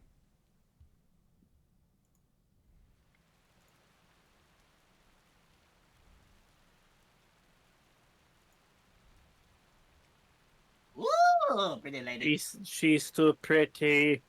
She's too pretty. Gonna die. We're, Oh, okay. we're doing. It's a Hootie. vampire deity of some kind. We're dead. As Darrow gets closer, he does notice that her left eye is, or her right eye is dead. Like it's completely dead. It's blind. From her iris into her pupil, it's just grayed out. Pirate mommy. Careful, she might plunder your booty.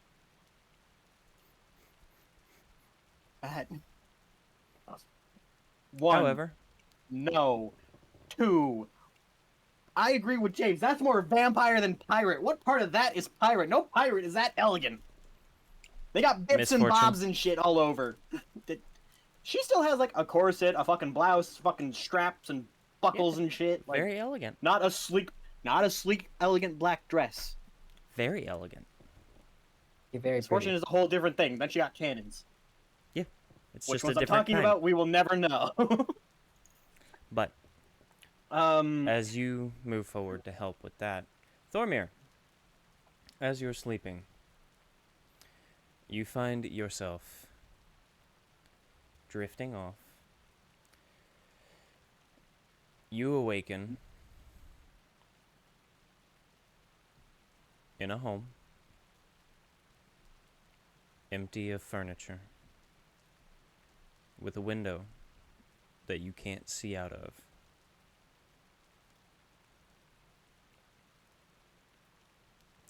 A door sits next to the window. On one side of the room, against the wall, you have a counter. Behind you on the wall, you see 2 doors. And to your left, you see a staircase.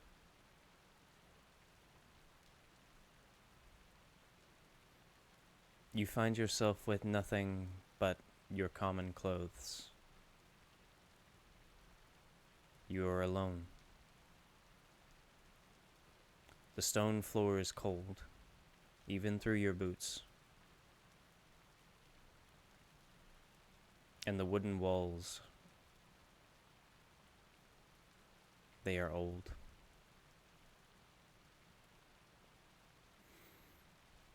However, you are not alone for long, as you hear a low growl.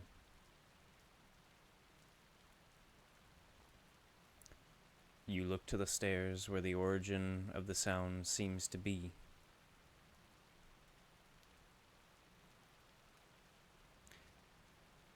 And you see a creature. This creature has a body much like a panther. However, where there would be fur, you see scales. Dark scales. These dark scales shimmer and shiver as this creature, with long talons at the end of its scaled claws, seems to make its way down the stairs. Its tail moving much like a panther's would.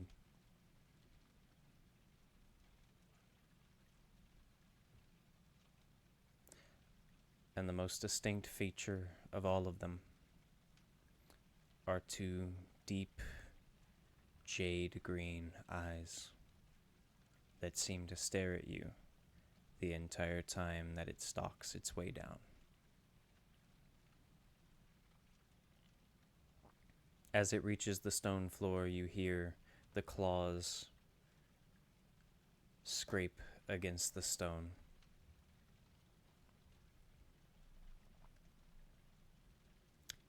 Before it then begins sprinting at you. And you watch as it leaps.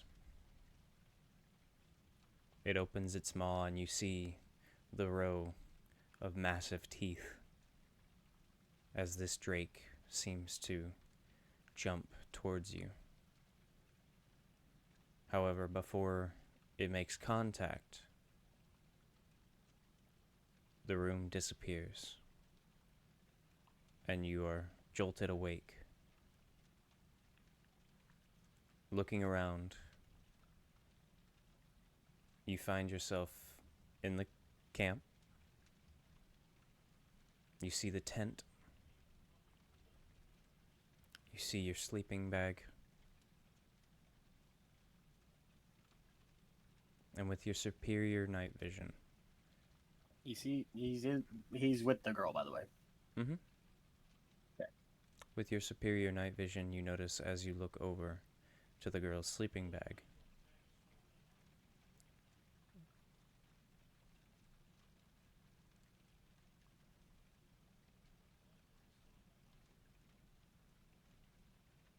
scales shimmer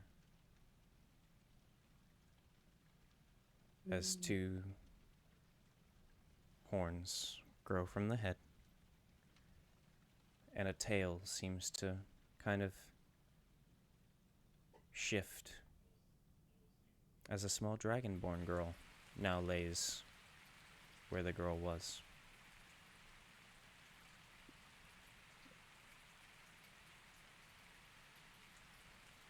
Uri? Uri? Are we side characters? You get a pamphlet, he gets a dragon. I feel like a side character. No.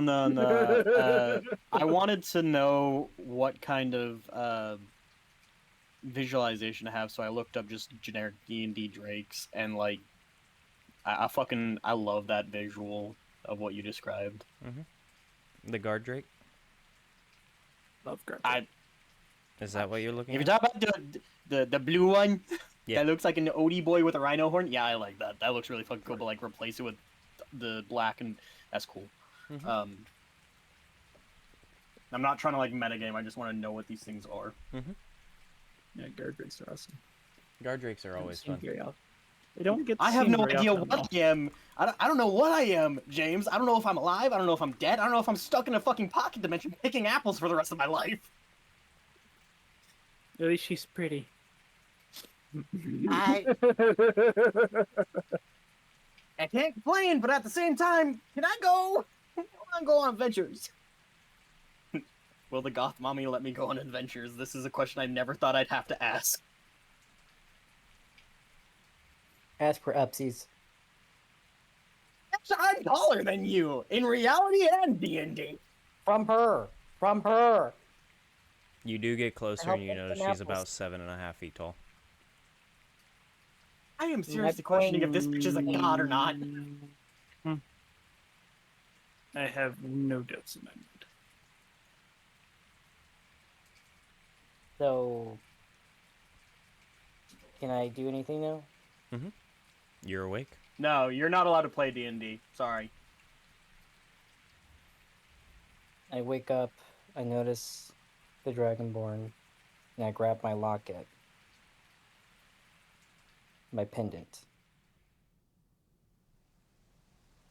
I contemplate for a hot minute what to do.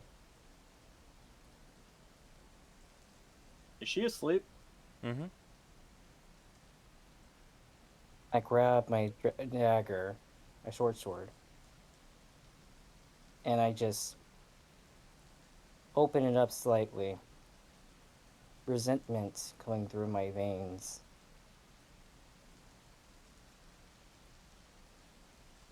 And I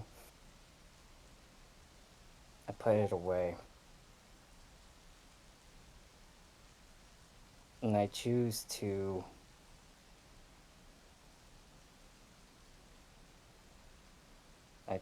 try to I want to confront her and try to talk to her tomorrow. She's just a kid.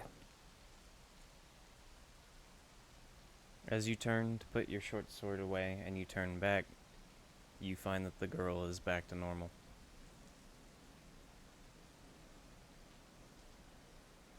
Angeline.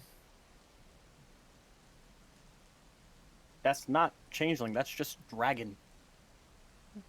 From what I know of dragons, some of them can just fucking do magics and shifts I'm and. curious, what blah, blah, blah, color? blah. Dark vision just creates shades of gray. Alright. And I go outside for a second, just get a breath of air and notice that Darrow's gone.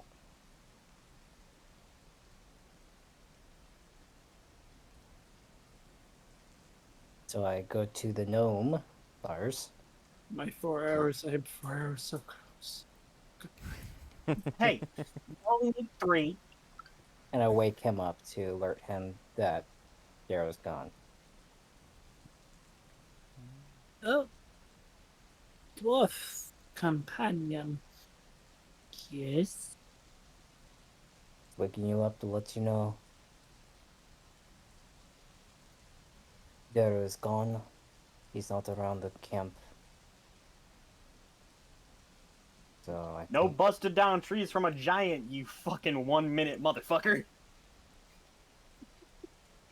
If it was 10 minutes, it'd be 10 minutes. If it was an hour, an hour. If it was a second, it'd be a second. so. What I'm gonna ask of you is I need you to watch the girl. And I need to go try to find Darrow. Because I have night vision. I can look into the woods. I need to Both find have night vision. Do you? I'm pretty sure he has super night vision though, doesn't he? Like, because ranger night vision. No, he's got like He's a all- dwarf. You're a gnome. Like, don't they have different? No. No, So we gnome have- and dwarves No? have regular dark vision as races, but because of his subclass as a gloomstalker, he has superior dark vision. Ah, later does he? Can he start to tell colors? If I remember correctly. Huh? I think in later he can maybe sense colors. sense colors. Sense colors. I'll look into it. But yeah, Colors without them drugs. I can do that. He doesn't need unicorn cocaine, motherfucker. No. Jim, don't tempt me now.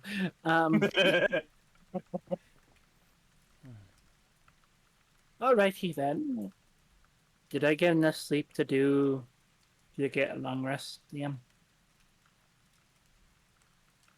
I take long rests as 8 hours of your character is doing little to nothing, so if you start actively doing something, no. But if you're like woken up or if your character is just kind of hanging out for a minute, you should be fine as long as you get some sleep.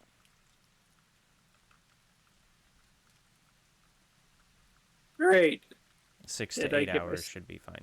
Did I get my 6 to 8? No.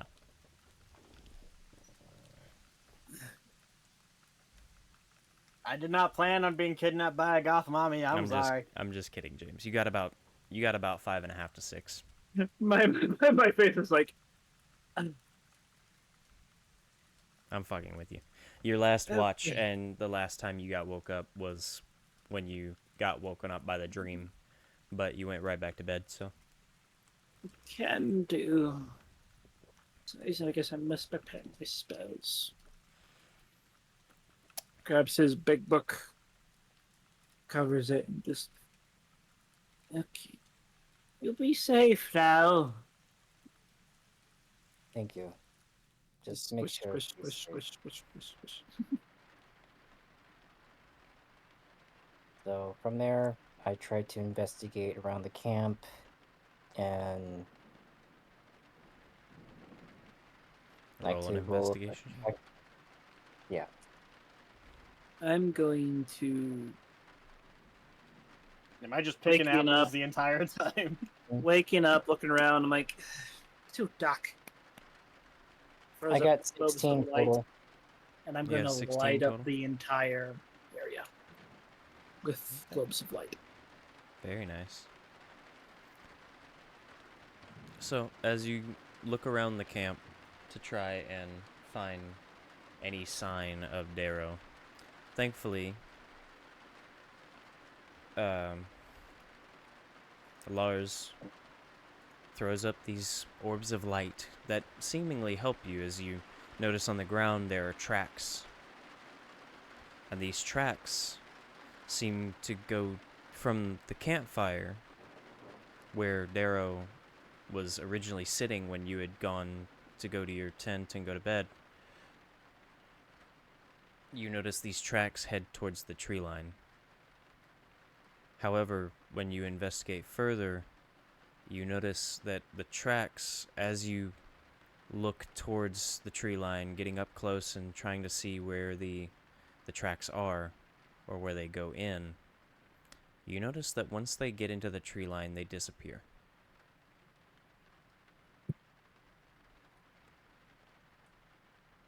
I choose to. That's a hard one. Did he get picked up by a giant bird?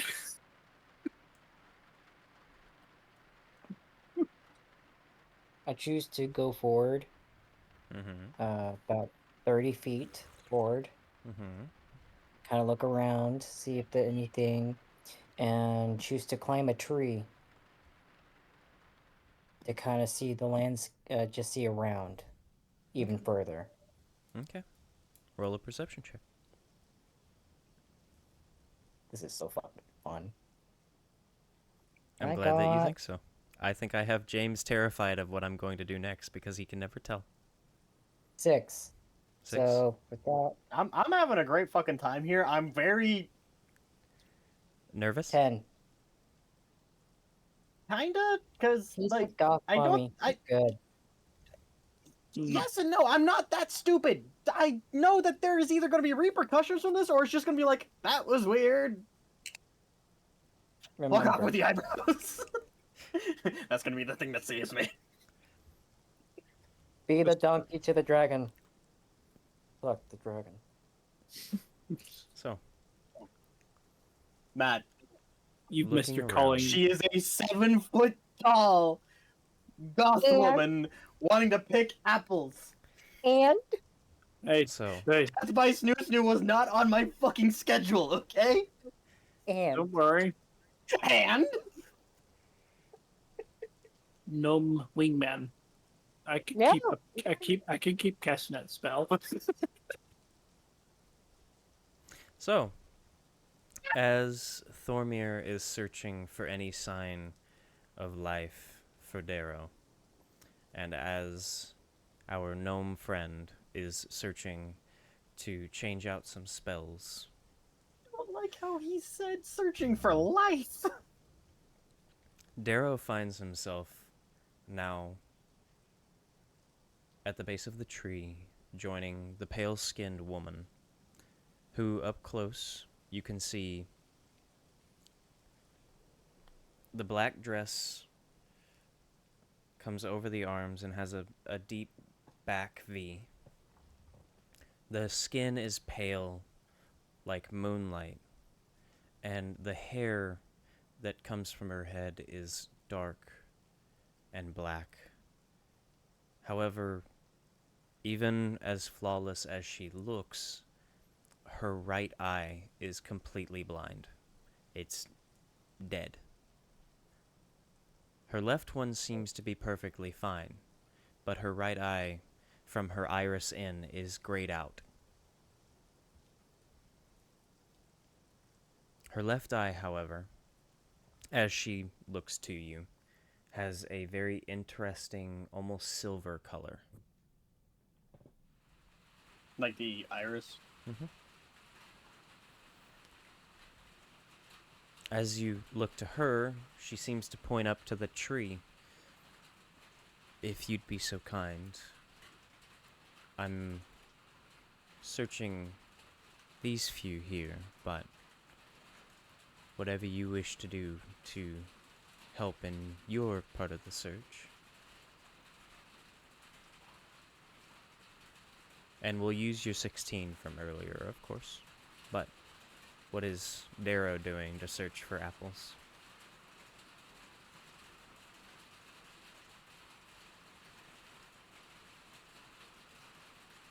No. Just because you need uppies from your wife to get your cereal doesn't mean I do.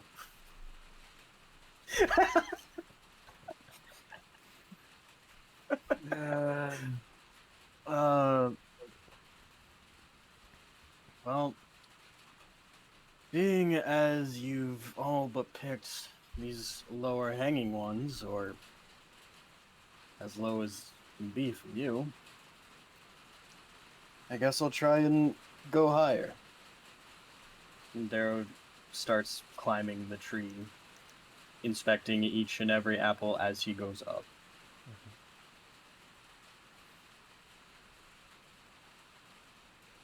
Athletics or acrobatics? Try I get to pick? Well, if you pick acrobatics, I'd like to hear how you do the acrobatics. I'm not gonna be flipping up a tree. I'm gonna be climbing. I'm gonna be safe. I already have what could be terrifying below me. I'm not about to fall onto it. Do it with Or skill. maybe. Shut the Style. fuck up, Matt. As Do it Butler- in style, you as- fucking asshole. As me and Buzz Lightyear once put it, fall with style. Infinity and beyond. With great power comes even greater goth. Okay, so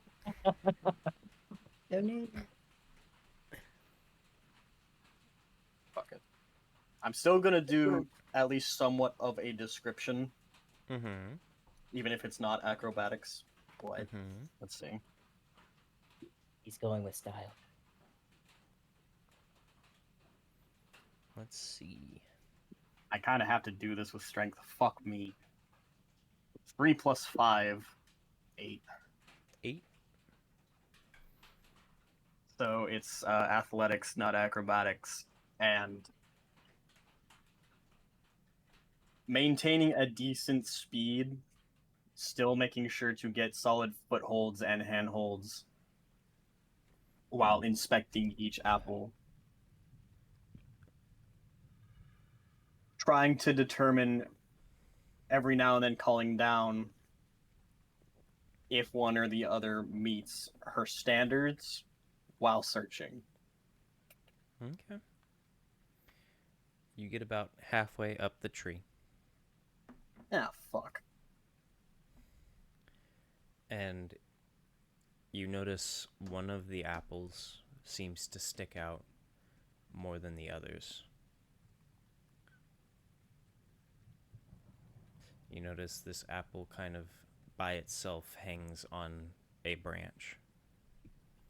And you notice that the color is pristine. There's no green. It's not too deep red. And unlike the other apples, it seems almost perfect. So you reach for it, having to climb out on the branch a little bit. And you grab the apple.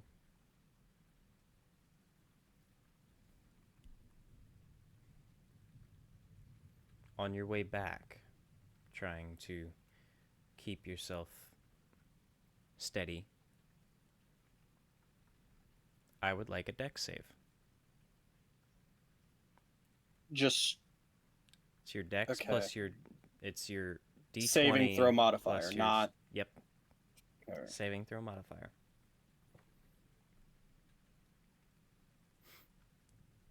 cases. Fuck me, dude. 2 plus 2 equals 4, motherfucker. Not all cases. Sometimes some people can say it's 5 now. You go I'm to gonna. I wish I almost wasn't. fall, and you attempt to grab the branch, but your hands, Don't have me anime protagonist this shit, please. are still wet. Fuck. You go to grab, and you just slip from the bark, cutting up your hands a little bit. Not bad, just enough to feel it. And you fall. Like, not road rash, but like fucking. Like When you in- fall from I know what you're talking about. It's basically like road rash, but just from a fucking tree bark. That shit hurts. I have a fucking A scar in my armpit from a fucking tree branch and falling out of a tree. I would like you to roll a d6 for me. Ah, fuck, I'm taking damage. Not yet. Oh, D6? If I'm Let's gonna roll fall, damage. I would like to fall down and then you just go, I got it. This is way more pointier. D6s usually tend to be that way. Jeez. You got a 6? Hitting every branch on the way down.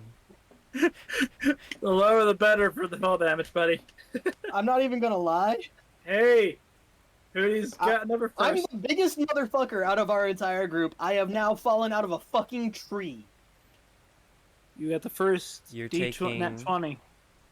You're taking... First nat 20, first nat 1, first 6. First to Fuck take damage. me.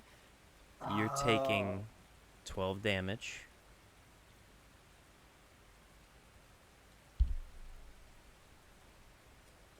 And you land hard on the ground, on your side.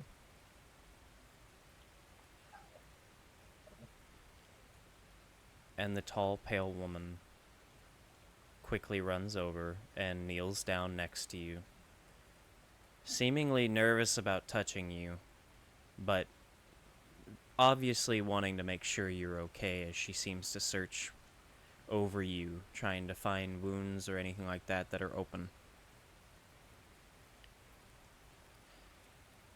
However, did you get it? Yeah. Really hope this was worth it. And she takes the apple. As she slowly takes the apple, you notice that when her fingertips touch it, where her fingers touch the apple's skin, it begins to slowly turn gold. Money.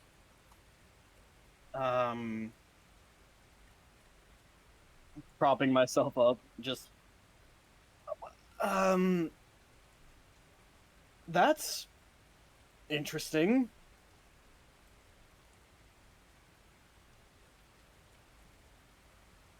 Thank you for your help. You're welcome. For your help, I will gift you a favor.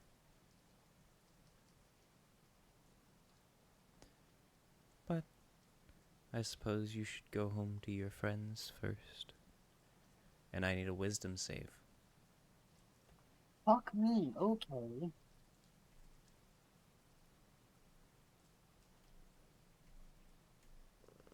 Who? Cat purse. He's loud. He's very loud. As she says this, you feel your mind fog immediately. You feel In my mind, what? You feel your mind fog immediately. It's almost like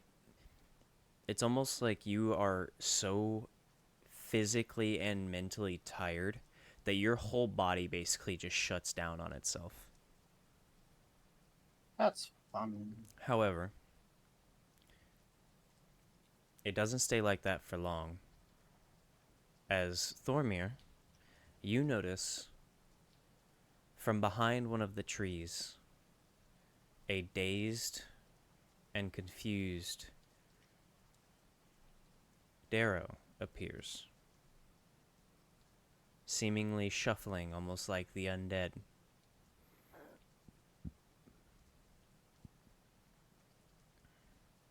Until he gets to the tree line. And Darrow, you awaken once again. Unhurt, unfettered. So do I heal the 12 that I took off? No. Oh. You're just not in pain anymore. You look down at your hands, and the cuts are still there. You reach up and you feel your shoulder that you landed on, and the soreness is still there, but you are not actively in pain anymore. Seemingly, it's the only sign that that actually happened.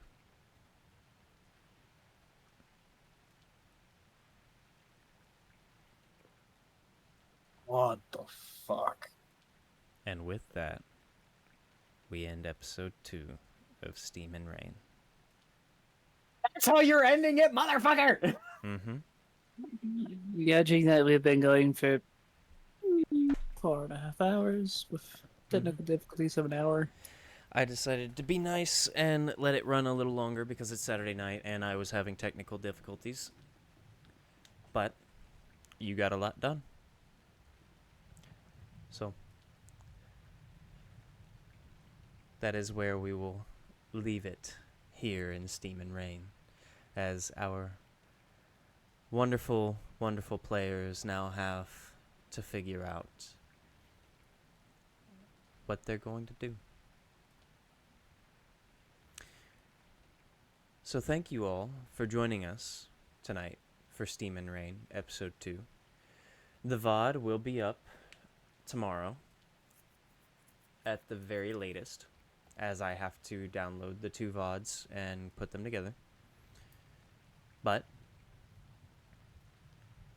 thank you all for joining us.